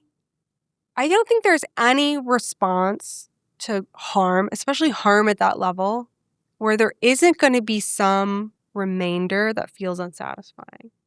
Either we're going to Kill him, burn him and kill him. String him up and burn him and kill him. But what does that do to us, right? Like, I think what does that do to our society's, again, honoring of the inherent value of every human if we are so easy for anyone to say, string him up, good riddance. Like, there is a really... our response to our most antisocial people can bring out the most callous and unemotional and antisocial instincts of ourselves, where you would never, under any sort of other circumstances, be like, let them die. But like in this case, it comes so easily to us. So again, I don't think there is a perfect solution to the problem of harm, but I do think by looking to other societies, we can begin to think, well, what are we overemphasizing in our approach to this, which is very people deserve to suffer, and our job is just to figure out how much they deserve to suffer. Well, definitely the retribution for something like addiction or psychopathy feels very different to antisocial disorder retribution. But really, that's only because the first two are more pathologized and we have names for them. Yeah. But if we start to sort of take the behavioral genetics red pill, then we go, well... Take the pill. Yeah, Take the behavioral genetics pill. Well, you start to think that person that's an addict might not have had that much of a predisposition toward it and might actually have some pretty strong genetic influences toward willpower, and they chose to do this thing, and they chose to... Or that psychopath who's acting in this way is sort of choosing to be callous.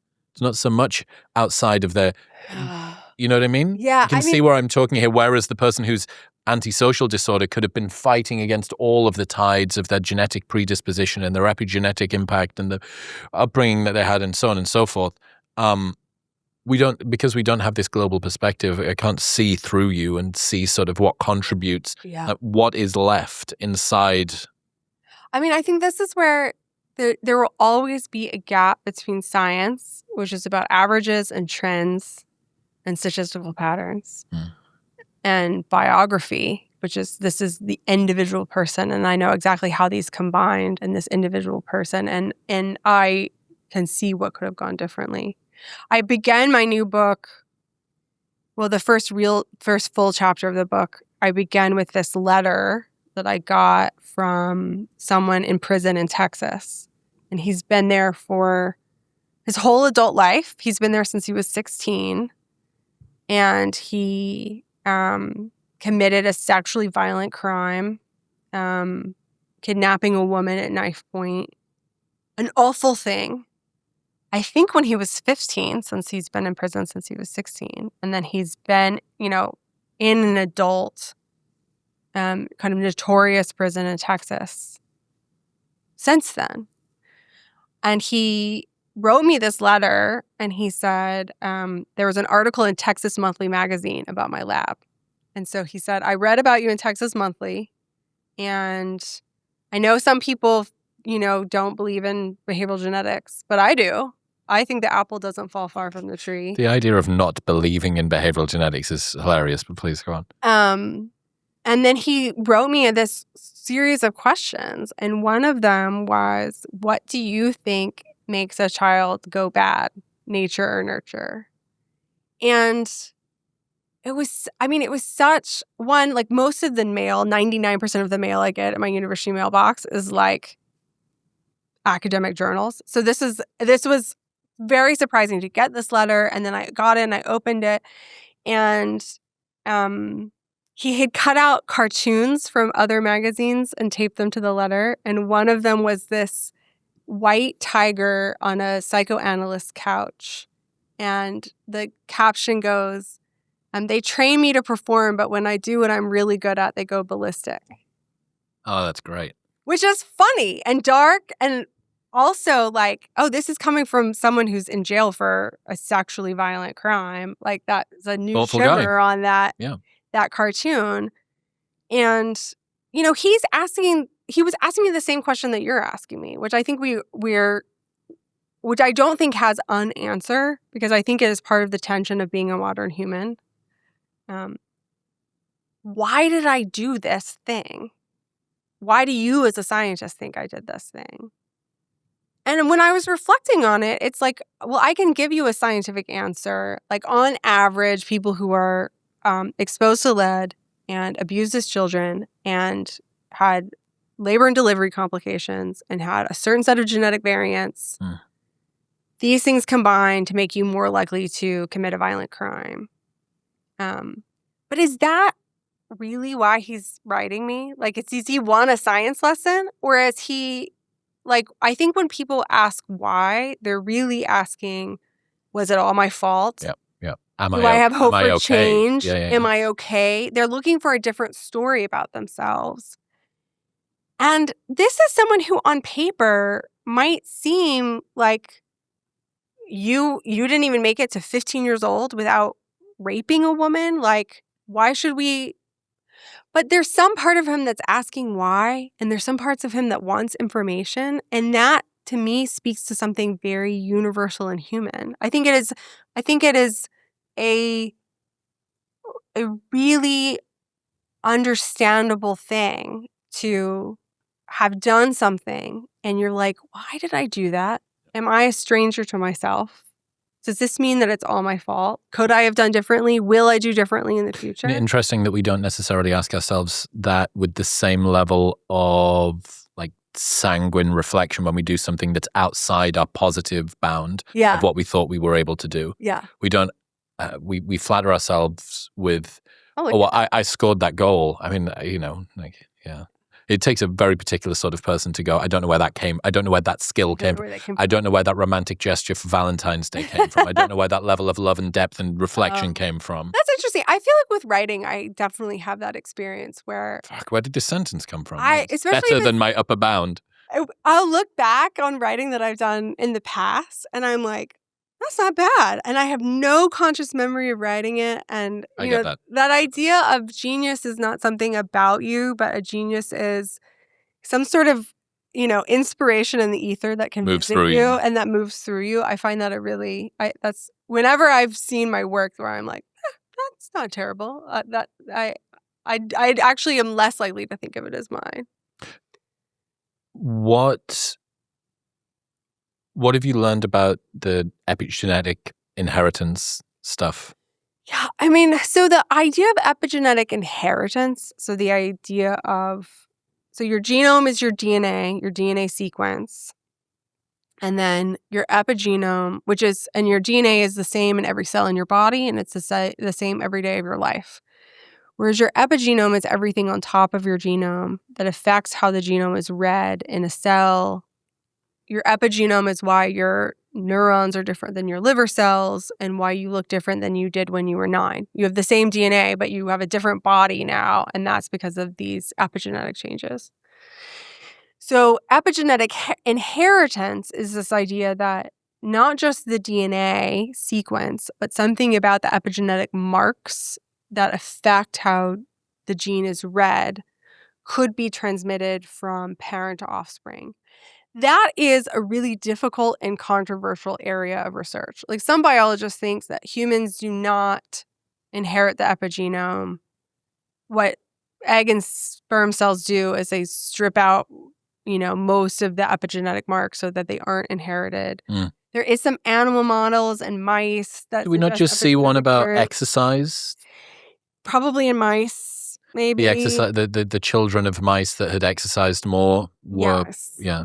So in humans, research on epigenetic inheritance is really hard to do. You need multiple generations of data. The confounding is terrible. And I'm okay with social and political controversies, but even I have not waded into epigenetic inheritance. I do stuff on epigenetics within the lifespan of a child. Okay. Right? So, like, how does your environment... What's real and what's bullshit about epigenetics? Oh, gosh. I mean, I think there's these cultural memes about, like, all of trauma is epigenetically inherited, or that you can't believe anything from behavior genetics because it's all actually epigenetics. I think those are vast oversimplifications. I think we understand. I gave a talk for a group of students on campus last week, and they were like, well, how do I'm not really that interested in genes because of everything we know about epigenetics. And I was like, what do we know about epigenetics? Like, what exactly are you thinking about? This is actually a very new area of research. What did they say? Humans. They had no answer to that question. Great statement. So, I mean, I'm fascinated. The sort of epigenetics that I study is called DNA methylation. So methylation is the addition of a methyl group, which is kind of like a chemical tag that binds to the DNA sequence at particular spots and changes how DNA is expressed. And I'm really interested in the DNA methylation, is particularly in children, because I'm interested in the idea that we can look at how poverty or stress or trauma or insults to health that are ultimately going to affect your aging 60 years later. How are they getting under the skin in early life? Long before we can actually see any of these health problems. Like, we know that children who are, for instance, being raised in poverty are likely to die sooner. It's very hard to see the health consequences of poverty when children are 4, because 4-year-olds are healthy. Like, 4-year-olds all look healthy. But is that not, how do you know the difference between epigenetic impact and just during a period where you really needed to feed a body and an immune system, it didn't have the fuel to be able to do it? The epigenetic stuff feels to be a little bit more deep and long-lasting, as opposed to this is a more transient, important period where, like, if you just never went to the gym, well, I'm smaller and weaker, but I'm smaller and weaker because I didn't do the thing required to make me big and strong. Yeah. I mean, you're right that, like, there's a phenotype of a child, which is like, what is their growth status? Are they overweight? Are they too short for their age? Do they have more infections than usual? And the epigenome is getting at something that's, like, more at the level of the cellular machinery. And although it's controversial whether or not epigenetic marks can be transmitted from parent to child, we know that they are propagated across cell division. So part of how your epigenome works now is because your epigenome was changed when you were 5, and those epigenetic marks, even though you have different cells now because they've been replicating this whole time, those same epigenetic processes have been carried over. Yeah, I've heard something about that. This is probably getting into the realm of what one of your students tried to ask you last week. Yeah. That when the epigenetic dial is turned up for a particular, however something is being expressed, it is very difficult to turn that back down. Oh, that's an interesting question. I don't know if that's true on a general level. A kind of lock-in of this thing happened, the expression is occurring at this particular level, and that is now the level it's going to continue at. I think generally speaking, what I do think is a general pattern is that it's just much harder to change your epigenome in adulthood than it is in childhood. So if we look at measures of the epigenome at 60, they're very correlated with where you are at 70. If you look at it at 40, they're very correlated with where you are at 50. That doesn't mean that, health interventions don't matter. Health interventions can definitely make a difference in middle age and older adulthood. But where you see the most flux in what is the epigenome doing, what is behavior doing, what is body weight doing, is in the first 10 years of life. I mean, and that's kind of across the board. Like childhood is our period of peak plasticity.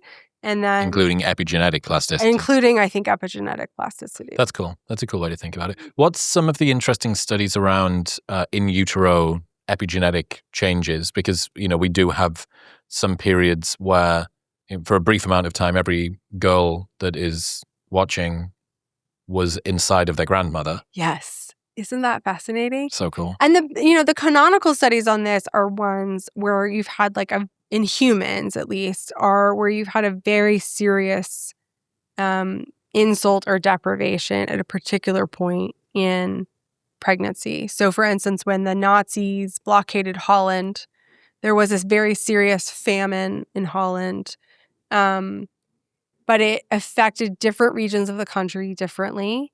And also people just happened to be pregnant for different parts of their pregnancies during the worst part of the famine. What? You had a little split test. Some were first trimester, yes. Some were second, some were third. Yes. And then some were just across the border, but they were getting food from somewhere else. And so they were just like the village next door, but they were not nearly as affected by the Nazi blockade. And so they never had so much famine. And you see that the children and then I think the grandchildren of those moms who were starved when they were pregnant have worse health outcomes. They have higher body weight. They have higher rates of antisocial behavior. And we're seeing that in our research too, that the second trimester in particular is like a very sensitive period of time potentially for the development for brain development, for the development of lots of behavioral. Same thing goes, is it mothers that go into poverty? Is it Joyce Benenson? I feel like she did something to do with this. Yes. So we're working now, I'm not allowed to talk about the results yet, but I'm pretty excited about them. We're working with a group that is doing a cash transfer, unconditional cash transfer. So essentially cash gifts to low-income moms. So some moms get $30 extra a month, and some moms get $300 extra per month. And then the kids have been followed. They're now 6, and so we are looking at, did cash to moms change children's epigenetics? And the mechanism that would move through would be mums had an alleviation of stress, less cortisol, better nutrition. There seems to be moms who get money don't report that much lower levels of stress. They do report being better able to breastfeed as long as they wanted to. And they delayed the start of childcare. So if they wanted to stay home with the baby for longer, they could. This feels less epigenetic. And they also, it improves the nutrition of the child. So they're spending the extra money on. So I get it. This to me doesn't feel that epigenetic though. This is just, look at attachment theory. If the kid gets ripped away from mum, what is that imbuing into their nervous system? What is the learned nervous system behavior? So it's interesting that you say that doesn't feel epigenetic to you, because in some ways, every behavioral change is going to be somewhat epigenetic, because again, you have the same genotype your whole life. So if you're changing, something is changing, and that change is there's a little coming record from your body. That's being made. Okay, that's interesting. I mean, this is one of the reasons I was excited to speak to you about epigenetics, because I need to ask you who the best person to talk about, like who's the spicy world expert, who's the Plowman of epigenetics? Probably Steve Horvath. I've been in touch with him. Yeah. I should bring him on. Epigenetic age. I should bring him on. There was this episode of The Kardashians where the Kim and Khloe get their epigenetic age measured. Okay. I think with blood, although it could have been with saliva. And so there's these DNA methylation clocks that were trained on how old you are in years, or trained in how many years you have left to live. And then now with new people, you can be like, I don't know how old you are. 37. 37. You're 37, but epigenetically, you're more like a 32-year-old. And that would predict you having a longer lifespan. So it's this kind of biological age. Different to doing telomeres. Yes, it's different. So telomeres is the end of your DNA, whereas this is the pattern of those methyl groups attaching to your... and so there's this funny scene where they're like talking about doing these epigenetic age clocks. And Kim Kardashian says, we're going to do the Horvath test after Steve Horvath, who's an epigenetic researcher. And Khloe Kardashian, I think it's Khloe, goes, Horsbath? And she just keeps mishearing Steve Horvath's name as Horsbath. Imagine that. The most people on the planet that will ever hear your name is one of the Kardashians mispronouncing it. If I was Steve Horvath, I would have that in every slide for every talk. Horsvath. Quotation, Horsvath. Khloe Kardashian. Fantastic. Okay. What did you learn about the role of luck through motherhood? Oh, gosh. I mean, I think that becoming a parent is the riskiest thing you could do. In some ways, it's the most optimistic gamble you could ever make. And in my new book, I should say the name. My new book is called Original Sin. I feel like my publisher would want me to say the title of it. In my new book, I quote the writer Andrew Solomon, who wrote this fabulous book called Far from the Tree, which is all about parents and children who are very different from each other. So deaf children have hearing parents, or normally functioning parents who have savants, chess or music prodigies as children.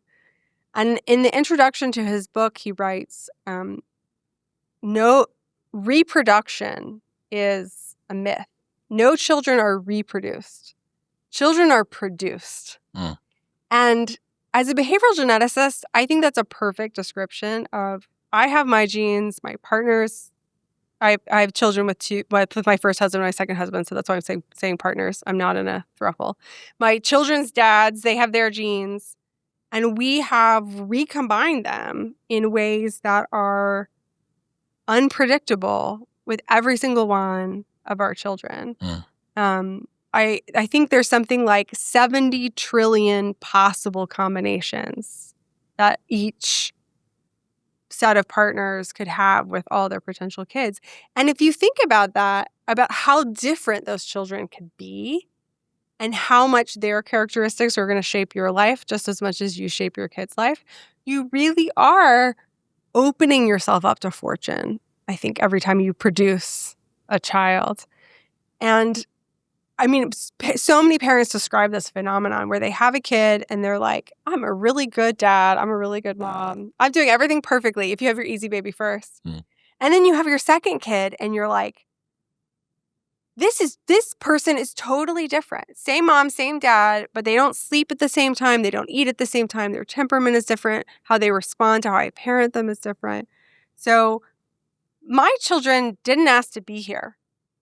They were thrown into consciousness and then brought home from the hospital with this genetic package that no one had control over and a family environment that they don't have any control over. And, you know, they're so different from one another. And I really feel like my role as a mom is to, who did I get? Like, who am I getting to know?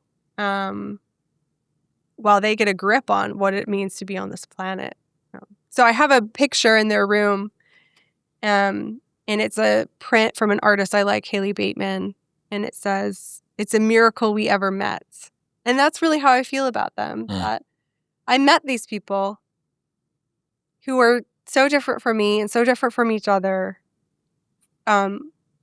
based on the luck of the draw and And now we have to ride out this relationship with each other. We have to figure out how to attach and grow, and while they grow up.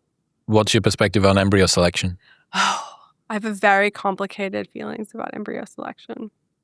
Okay, so the first thing I want to say is I think that having a child, again, is an incredibly risky, ultimately optimistic thing.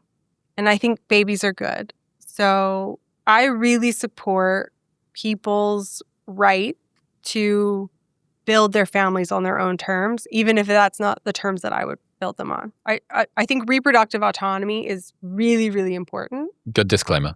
I think that's very, very important. I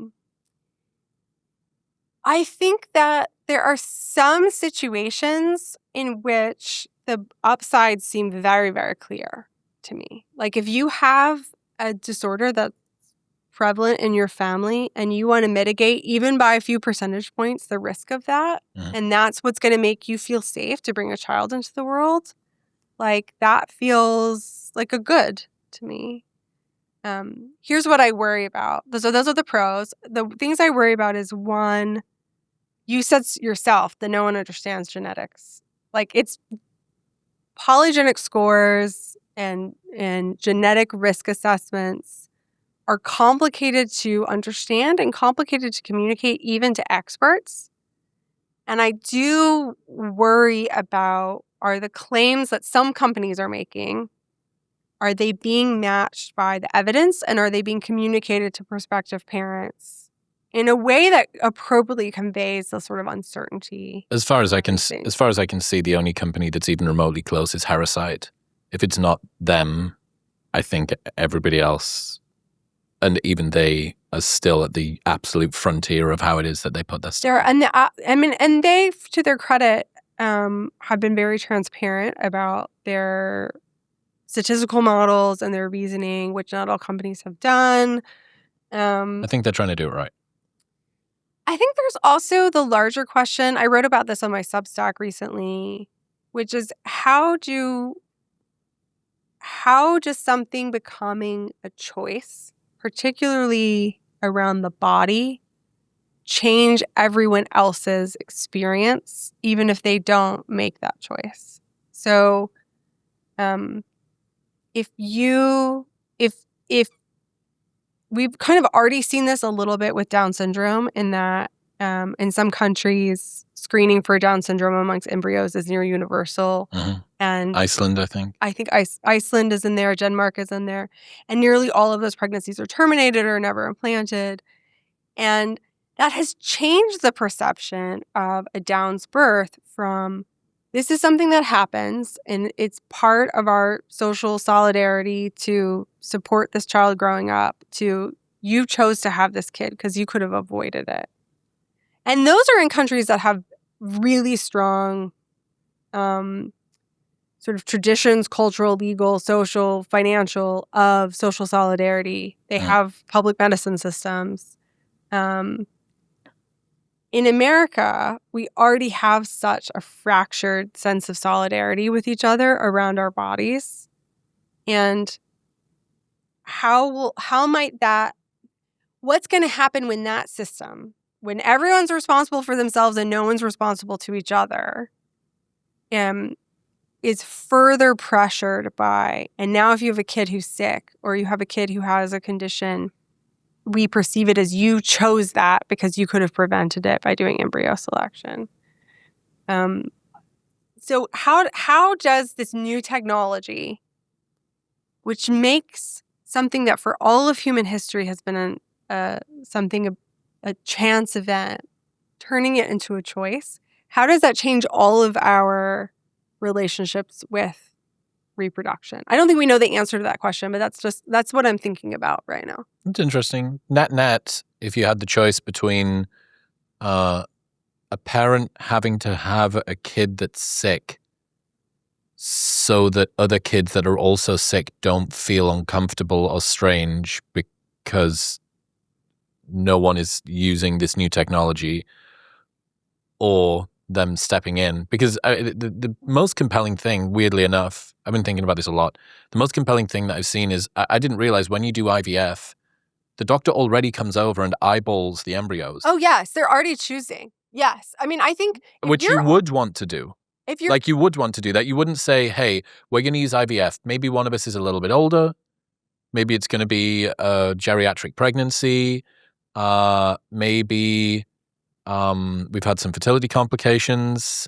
Maybe, we've been struggling to just get it to take. So we're going to get a big harvest, do the embryo thing, and then implant. The doctor is already looking through the microscope. And they're already selecting usually for aneuploidies, for down or things like that. Correct. And so they're already... And they're like, is this blobby one symmetrical? Yeah, is this the most circular one? I think number 3 is the most circular one. So as soon as you accept that that is the way the IVF is done at the moment, having a dashboard that explains it, to me, makes very little difference. I think the bigger jump is medically unnecessary IVF. Like, if someone is already doing IVF and then they already are having to decide, and then you're like, I'm getting more information. Like, I can't implant all of them. I got to pick one. That feels like less of a frontier. And this is, I mean, I don't know if that's right. Like, this is just like, it feels more different, but I don't. So where's this coming from an ethical perspective, do you think, for you? I don't know if it's an ethical perspective. It feels like a bigger technological leap and a bigger social leap in our understanding of what reproduction is. What you end up with there is if somebody has got some fertility complications, some conception issues, they are ethically more justified in having kids that they can select against negative traits and for positive traits than somebody. It's the same. One of my friends was telling me that if he uses full self-driving on his Tesla and he texts, the self-driving thing turns off because it can see where your eyes are. It's got a driver-facing cameras that look at them. So interestingly, the safest way for him to text while he's in his Tesla is to drive it himself while he's texting. Yeah, it's like a weird incentive structure. It seems like a weird incentive structure here. Yeah, I wouldn't even say, like, again, I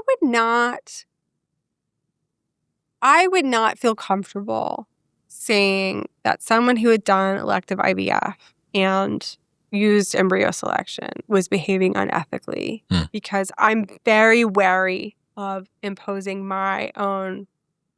But why does it give you the heebie-jeebies? What does it do to you? Given that I read, just to add one element here, I read an article from Ethan Strauss. He does House of Strauss. Fucking awesome Substack. Sports reporter, but every time he writes something, I don't know much about basketball and March Madness and shit, but every time he writes something not about sport, it's one of the best things I've ever read. He wrote this one, it's called My Boy, and his son has got autism. And I think he describes it as not the send rockets to space autism, but the flap your arms and make noise autism. And he describes, like, sort of really sort of dour detail what happens when his son goes to a party and he sees other parents begin to react to his son's behavior, and he almost wants to go over and give a disclaimer to everybody in the room. I want to explain to you what's happening. Yeah, I just need you to know, have they noticed? When are they going to notice? Are they going to say something to me, to him? Is he ever going to be able to look after us in old age, or are we always going to have to look after our own child? And he loves his son. I'm pretty sure he says, I love my son, but like it would be better if I could have him not as this. And I understand that there's a personhood problem here, right? That like you don't get to have him without that. The only him is the him with that. Yeah. But anybody that is pro-choice, I think, has to be pro-IVF, because the only downside that you have from the IVF is the castaway embryos that don't end up getting implanted. Which, if you're not thinking of them as people. Correct. Yeah. Yeah. I mean, I think the technology, I've said this before and I'll say it again, new technology makes us have to grapple with tensions between our values that maybe we wouldn't have had to grapple with without the technology kind of putting a fine point on it. As a mother, like you asked me, like, why does it give me the heebie-jeebies? Does it give me the heebie-jeebies? It makes me uncomfortable for reasons I can't fully articulate. That's the heebie-jeebies. I think part of it is, on the one hand, as a mom, I can think about ways in which my children suffer because of the genetic hand they were dealt. And wouldn't I love to take away that suffering and make the world safer for them, make motherhood safer for me, reduce suffering, right? Like increase flourishing. I mean, the value of your kid not hurting is or not hurting other people. Or not. It's so, so, so high. And at the same time, I think motherhood does, at least it has for me, involves being in a relationship with a person and meeting with them who they are, and them not being a project for me to perfect, them not being a vehicle or a vessel for my hopes and my dreams and my aspirations. But I'm confronted with another person, and my job is to love them as they are. Would it not be easier then to try and make that person as fit for the world as possible, and then that allows you to take your hands off the wheel even more? But fit for the world is tough, in part because we don't really know, especially when we're moving away from monogenic diseases, where it's like, okay, we have this, there's this genotype, and it causes this disease. It's going to happen 100% of the time. As soon as we move from that to these more polygenic, anything I study, polygenic, behavioral, autism, some of the genes associated with autism are also associated with going further in school, being more likely to graduate from college. Well, IQ is negatively correlated with happiness. Some of the same genes that are associated with going further in school or being an artist are associated with schizophrenia, as we've talked about before. And we've talked about risk-taking. And one of the thought experiments I talk about in my book is, again, thought experiment, audience, I'm not suggesting this, thought experiment, is what if some embryo selection dictator came to power and said, as of this year, 2026, every couple that wants to reproduce has to use IVF, has to do embryo screening, and has to select the kids that have the lowest antisocial offending risk-taking genes. We are going to stop murders in this country because we're going to breed the sin genes out of people. And you did that for several generations. And so at every generation, you selected only the least risk-taking, most inhibited, least antisocial. Is that a world you want to live in? Is that you've selected people who are most likely to go along and get along and do well in school and be great at having a boss and be really good at working a desk job and are very, very self-controlled, perhaps to the point of too self-controlled. But when you think about your family and your friends and the cities that you've chosen to live in, do you want to live in a place that's populated only by the most puritanical and inhibited among us? Probably not. I wouldn't. You get to sort of a God's eye coordination problem here, though, right? Yeah. That you parents, what we really need is to keep some of this high externalizing behavior in the gene pool. So we would like you to pay the price so that we can continue to have this grist for the mill that can spread randomly between. I mean, I think you're picking up on a really fundamental you're exactly right, which is that we put so much pressure on individual parents to be entirely responsible for the care of their children, to mitigate any bad outcomes. And we live in a society in which society is better off when we have variety, when we have genetic diversity. There is no evolution without mutation. There is no the sociologist Emile Durkheim had this passage that crime is necessary to every society because unless you have people who are willing to do things differently, a society will never evolve. But you are asking parents to pay a high price if they are the ones that have to deal 100%. With the child that pays. And that's the crime. why I think there isn't. This is why I feel like the dictating reproductive policy from the top down. If someone says, no, I'm Catholic, I believe that those IVF created embryos are people. I want to have children. I want to have 6 children and I want to use natural planning. Go for it. I really think that diversity in a society is maintained by having diversity, but I mean, it's kind of a classical liberal idea. Like, what is your conception of the good? Like, go pursue it. Right? What is your risk tolerance for parenting? And it's also interesting because, I gave birth to all 3 of my kids in Austin. Forget polygenic screening of embryos. Even genetic testing for Downs was introduced by my obstetrician as if she were like slowly tiptoeing over a landmine. I'm not saying you have to do this, and I'm not saying you should do this. You're talking to a geneticist, don't worry. You should have just done that talking to a geneticist. Like, I'm not saying that you would have to, I'm not suggesting you would want to terminate the pregnancy if it was, but we do have this option available to you. So it's a funny thing that this conversation about embryo selection and its ethics is happening at the same time where we have a climate where if you wanted to get an abortion in this state, you would have to leave this state, right? Like, there's very different things happening in terms of our reproductive autonomy. What do you think about embryo selection as a counter to the crumbling genome, Tubi's thing? I don't know about this. Okay, so ancestrally, there are selection pressures that mean people who have got genetic mutations that are suboptimal would have been selected out. Myopia is a good one, right? Both you and me, you chose to go glasses, I chose to go LASIK. We have to assume that if you roll the dice sufficient times, both of us would be more dead than somebody who had perfect eyesight. Yeah. And when we are able to alleviate those selection pressures by glasses and LASIK, it means that we are able to pass on our suboptimal. Yeah. So because the selection pressures have been relieved largely through healthcare and support and modern medicine, stuff like that, you do end up with a civilization that accumulates genetic mutations that are non-optimal at a greater rate than would have done previously because, again, this lid has been released.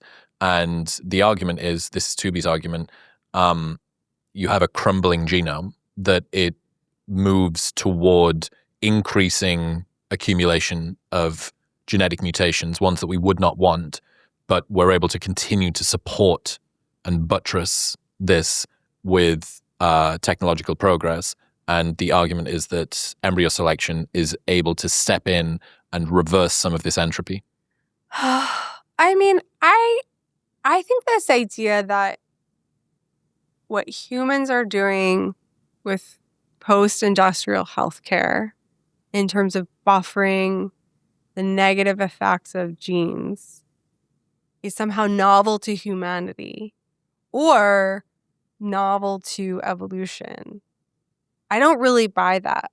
Like, if you look at other species, you see multiple examples in which their ability to build niches for themselves reduces selection pressure on some genes and increases selection pressure on other genes which are involved in niche making. But we would, at least as far as I can see it with humans, there would be no increased selection pressure. It would just be we will continue to compensate over and over again. I think this idea that there's no selection, there's always a selection. But there's fewer selection pressures. I think there's fewer selection pressures around the things that were historically associated with mortality. And now we have new ones. It's a very common idea that you see recur, essentially since Galton. This idea that, like, something about modernity is making us soft. Yep. And that's going to corrode or degrade our genome. This was Pearson's argument against universal public education for kids. We can't be educating all of the children because then, they'll be able to, like, support themselves and reproduce, and then we won't be winnowing out the feeble-mindedness genes. And that sounds kind of awful and shocking to us in retrospect, but it made perfect sense to them, with their logic at the time. There's a different kind of lock-in from educating or not educating someone versus allowing a much harder inheritance of genetic mutation to keep on moving down. So anyway, I think it's interesting, and that Tubi thing, that's about as spicy of a theory, basically, that we should either use embryo selection to step in, or we should limit healthcare in an attempt. And this isn't his proposal at all. Yeah. But that's like really on the fucking cusp. That's why I wait 2.5 hours to bring up Crumbling Genome. But it's a fascinating thought experiment, right? Like, what are we accumulating?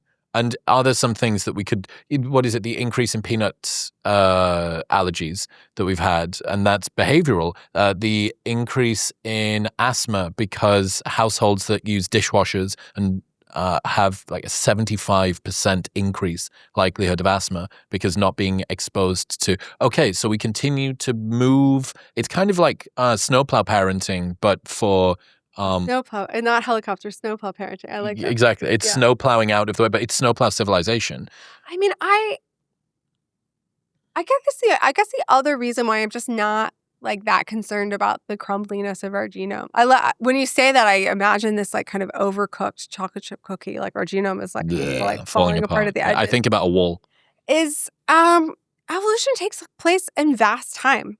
Like evolution is a slow process that has proceeded over eons, and any attempt to like take what's happening in the last 25 years and extrapolate too far in either direction, I'm just not all that convinced by it. Well, and also I just think this idea that like in some ways the idea that there's like a good direction for evolution or a bad direction, like I don't think evolution is teleological. Well, if you were to say, surely you would say less robust or a more robust immune system. That seems pretty universally good, right? If you had somebody that was more able to withstand pathogens and microbes and insults to their health, somebody who has a better respiratory, right, better eyesight, better hearing.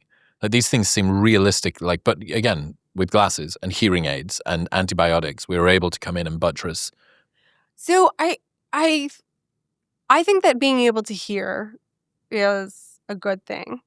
I also know that there's plenty of people in the deaf, capital D, deaf community who would willingly select a non-hearing child, a child that can't hear if they could, to carry on the community. I've seen the personhood of the deaf community, the denial of the personhood of the deaf community. So I think as a psychologist and a geneticist, I think of what's good or bad in an evolutionary sense is always being relative to an environment. Like white fur is good when it's snowy a lot, and it starts to be bad as soon as it's not snowy a lot if you're a rabbit. And not really good or bad in some sort of like absolute sense. So I can see the argument that's like, given that humans will always have some new novel pathogens because bacteria and viruses evolve a lot faster than we do, like having an immune system that can keep up with that is going to be good for most of the environments that humans will likely face in our evolutionary future. But there's still a background of like what the environment is there, and not kind of like a genetically good in like an absolute sense, I guess, is the thing that I'm responding to. One of the things that you said before about sort of more and less appropriate behaviors, especially given sort of the modern world and the domestication, the puppification.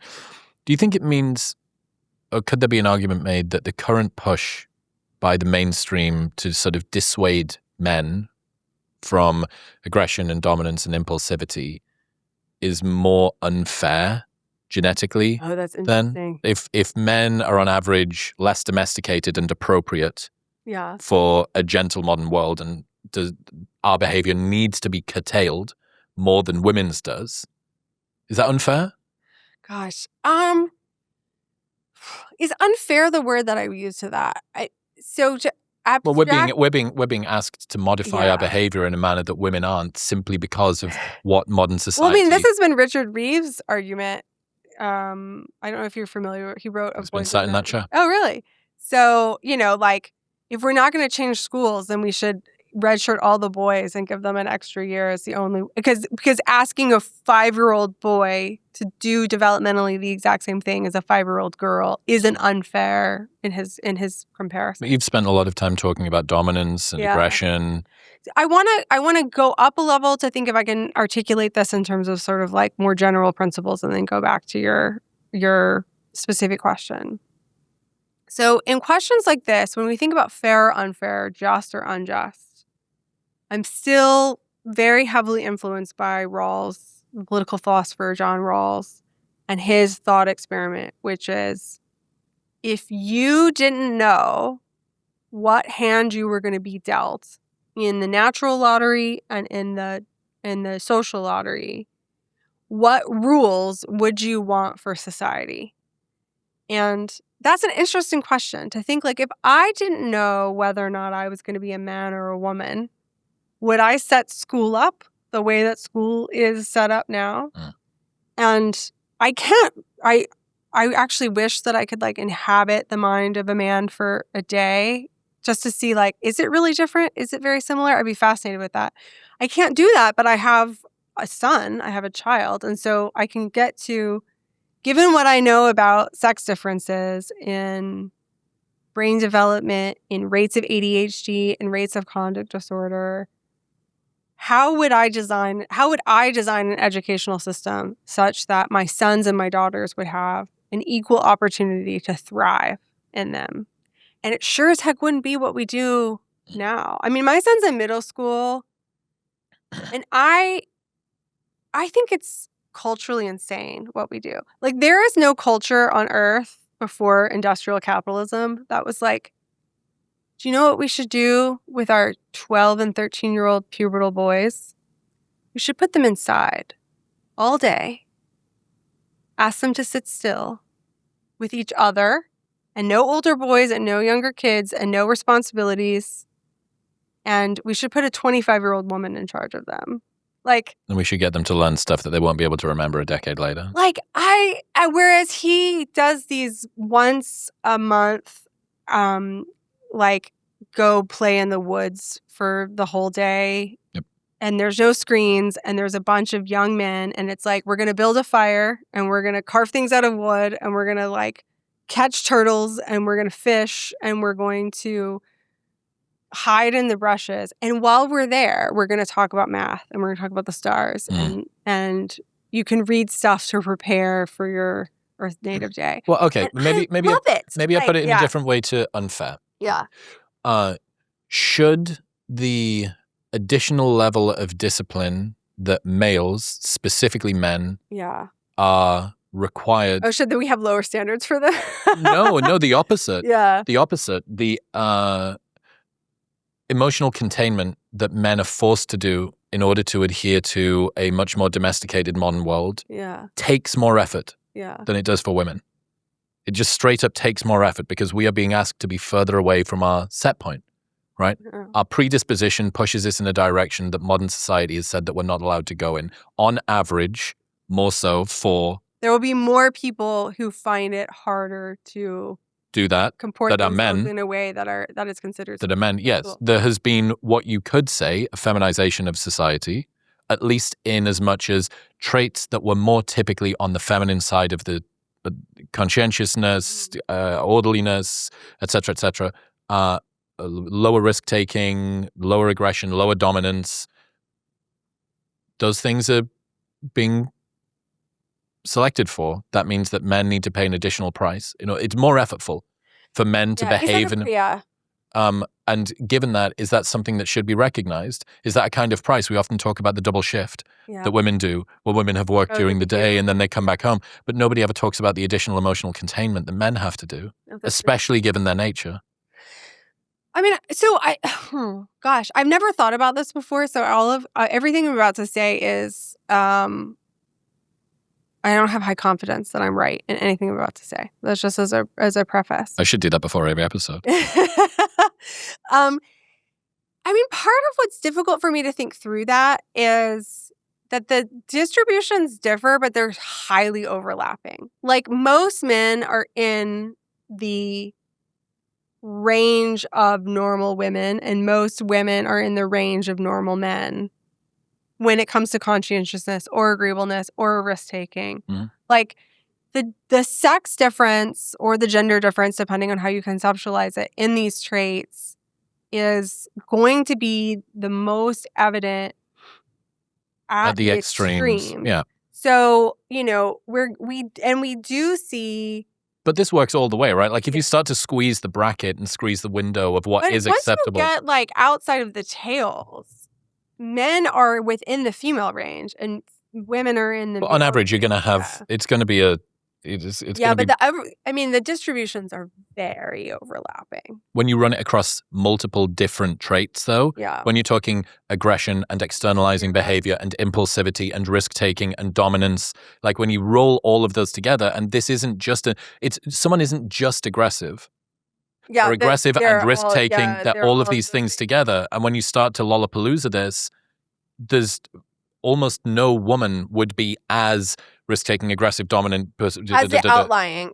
No, even if you were to, because on average you have like these massive overlapping distributions, right? Yeah. But as soon as you go, it's this trait and this trait and this trait and this trait. But I don't think that's true because all those things are all correlated with each other. So I think even if you surely it would start to push those hills out further. I mean, we could run a simulation to do this, but I think if you were envisioning, like, let's say just three traits, some sort of three-dimensional terrain surface, I think that the things that you're talking about are correlated enough such that men and women are more similar than is commonly assumed. So I do think that we definitely clearly see sex differences at the extremes, at the outlying one. But in terms of like, is your ordinary experience but that's that different than a woman in the 60th percentile? Like, well, a question would be, we can only see the behavior of people who manifest it. And to say, well, this is where the tails are. How many men should be out on the tails, but are wrangling? They're white-knuckling their way through life. They're white-knuckling their way through domestication. And they're thinking, look, modern society says that I can't behave in that way. I'd really better not. That's a price that men have to pay that women don't. I mean, I think there's a price to I think I'm being hung up on the price to pay. Like effort. I think that there's effort. A denial involved. a denial of their nature. A type of containment. All I'm saying is, in a modern world that basically seems to continue to say, unless you're addicted to drugs, in jail, or homeless, you are still from a kind of privileged background, and there is ways that you as a man aren't even seeing some of the additional costs that women pay, the double shift, the domestic stuff, and I think some interesting data around that. But I think that is the unseen cost, right? Like that would be the unseen cost of being a woman, of being a mother, of the things that you need to get over. I'm just seeing if there's any leeway for sort of guys to have their own equivalent. Like source of grievance or like sense of things that are unfair. I mean, whether or not they should, they clearly do. Like, again, I'm not a man. I'm not going to speak for men. Obviously, the men that I interact with are my husband, and honestly, the modal man that I interact with these days is a 18-year-old college student who's in my class. I'm so sorry to hear that. And who are really just trying to figure out like, what is this life thing about? Like, what is this adult thing about? There's whether or not people should feel like society is unfair or society is stacked against them. I don't think any data point, even if I had them, that I could come up with to be like, you shouldn't feel like life is unfair because here's why. I think that data is really bad at counteracting these kinds of like vibes of feeling like the headwinds of culture are against you. And everything that I've read and all the data I've seen is that men, and young men in particular, feel like they really struggle to articulate, what is my role in society? Am I valued in society? There used to be a lane for me, and now I don't know what that lane is anymore. And you could think about like, no, you shouldn't feel that way because like the distributions are overlapping, or like, yes, you should feel this way because, but like neither one of those really get at the question about like, well, what's your personal experience about it? Like, well, also like this is your personal experience, but I mean, I find the gap between young men and young women in terms of their perception of society, of politics, of hope for the future, of whether or not they trust each other, to be really sad and alarming. And I think anytime you start seeing society in terms of like a zero-sum game, like if women are gaining, I'm losing because I'm being asked to do something that's more against my nature, or if men's problems are given any airtime, that is unfair because actually like women Takes are it away still from so a more deserving disempowered. group. Yes, like this, I mean, I think it goes back to what I was talking about earlier with like the Norwegian crime, which is that like when we begin from the perspective of each one of us has value as a human, and we are all in the same boat now. Like we're all in this society together. So how are we going to make it work for everyone?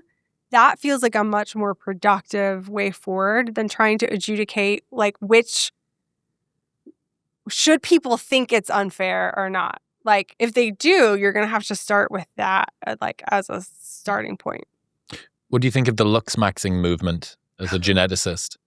I mean, I know very little about this. At the end of the day, like I'm a middle-aged college professor, so I am like somewhat buffered from online world. From what I've read, it does seem to me to be very ironic because it seems that some of the interventions are making people infertile. Like I'm going to Looksmaxx and take a bunch of testosterone and ruin my ability to like procreate. Feels really deeply ironic. Like genetic seppuku. Yes, exactly. And also my friend Paul Eastwick, who I think you talked to. I did a couple of weeks ago. Did. Paul is an old friend. I've been talking about research with him for 15 years. And when I first met him, I was like, what do you mean you don't believe in mate value? Like, I don't believe you that doesn't exist. Mm-hmm. And now I'm like, oh, mate value exists among strangers and acquaintances. And then it declines as people get to know each other. That actually makes total sense to me. But I am very convinced by his argument that the core task of evolution was how do we survive and raise the next generation? And so our biggest boon towards that was the ability to form pair bonds and attach to each other, not to outcompete strangers for some like signals vaguely related to genetic fitness. So what do you think it says that that's what's being optimized for now by young men? What do you, I mean, you are younger and a man. So what do you think? I actually don't, it feels very nihilistic. It feels like if we were looking at this in another species and we were like, there's a subset of the young mammals who aren't dating, aren't interested in romance, aren't interested in reproducing, but are interested in extreme body modification. To give the signals that typically would be attractive by the other sex, but not in order to get the other sex. Yeah. So the Looksmaxxing community, I think, is pretty broad. And in that will be a subset of guys who are doing it in order to get sexual access to women. They want to get laid. They want to get laid, so they're going to be tall. Or they want to go to the gym to get jacked. I did Looksmaxxing, right? It was called going to the gym. Yeah. So a couple of interesting things. This is kind of an inevitable end point, or one of the points along the journey of understanding behavioral genetics, understanding some mate preferences from women, at least aesthetically, for men. Because when you combine those two things together, there are certain things that are going to be more difficult for you to change without doing something that's extreme. And if you are growing up inside of a culture that is making it increasingly difficult for guys to get in front of women in a way that seems warm and welcomed, if you're in a post-Me Too world where approaching women in public is something that many young men have been told that they shouldn't do, that you have a little bit of a tall girl problem. Socioeconomic success amongst women means that they're rising up through their own competence hierarchy. So there's ever fewer men that are above and across from them. So if they want to date, typically on average, a woman wants to date a man as educated or more than her, and as wealthy or more than she is, and as tall or more than she is. You end up with an ever-increasing group of high-performing women and an ever-decreasing group of ultra-high-performing men. if you do that and you keep on pushing, I think what you're actually seeing is guys competing with other guys as a way to find some end goal. You'll even hear it in the way that they speak, like Clavicular, who's kind of the number one of this. He'll say, I don't care about getting girls. I just want a mog. And what he means is I want to out alpha other guys. And what he's talking about with that, like mogging is not just good looks, it's formidability. And I'm sure that you've seen a lot of the stuff around male formidability is as good, if not a better predictor of sexual success than looks are. So it's a really funny, I don't think that this is what's meant to happen, but they've ended up at what the outcome should be in any case, which is formidability is a better predictor of male sexual success than attractiveness tends to be, by pushing for formidability that's coded in a very man way. It's all about brow ridge, heavy cheeks, like strong jawline, being tall. Feel like maybe this is just me being extremely out of touch, but I'm a woman. I've been married twice. I've dated other people. I've been in relationships. I'm a heterosexual woman who has been involved in heterosexual relationships since I was 15, so nearly 30 years now. And every time I read this description of what women, or especially like educated or high income or like women who have some social status want, what they're looking for in a partner, how they pick partners, who they choose to have sex with, it always surprises me because it bears so little relationship to how I have ended up in sexually satisfying, romantically satisfying relationships. And I think particularly with the education thing, I've long thought, my first husband, I met during graduate school. So he has the exact same education as me. My second husband has, I guess on paper, less education than me, made less money than me when we first met. So I'm in one of those relationships that people suggest shouldn't happen, which is like people marrying like across or down as a woman. Socioeconomically, yeah. And I'm like, but my husband is extremely competent. Like But you know what competence is a predictor for future socioeconomic success. That is how that would get netted down. I right? guess so. But it's the same thing. I always. But I think the sense of like you want what the competence is a signal for like socioeconomic status. I actually think it's the reverse. Like if I reflect on what I want, I'm like, I want a man who knows how to contribute to the family and contribute to the society. And like one of those ways could be money. But actually I want someone who like, again, it's competence, it's contribution. And what you're using is education level and employment level are rough-hewn aggregates that may indicate the level of competence of this person. Yes. So I don't disagree, but that's also the same as saying, well, my most recent graduate student, he didn't even go to a very good university, but he was great. No, I mean, obviously, I'm a one person. Like, this is, the end. I know that you're right, but the end of one thing is true. I think if you were to look on average, assortative mating's real. But that's I don't think the guys are even concerned about that. They're not worried about, they're not education maxing, they're looks maxing.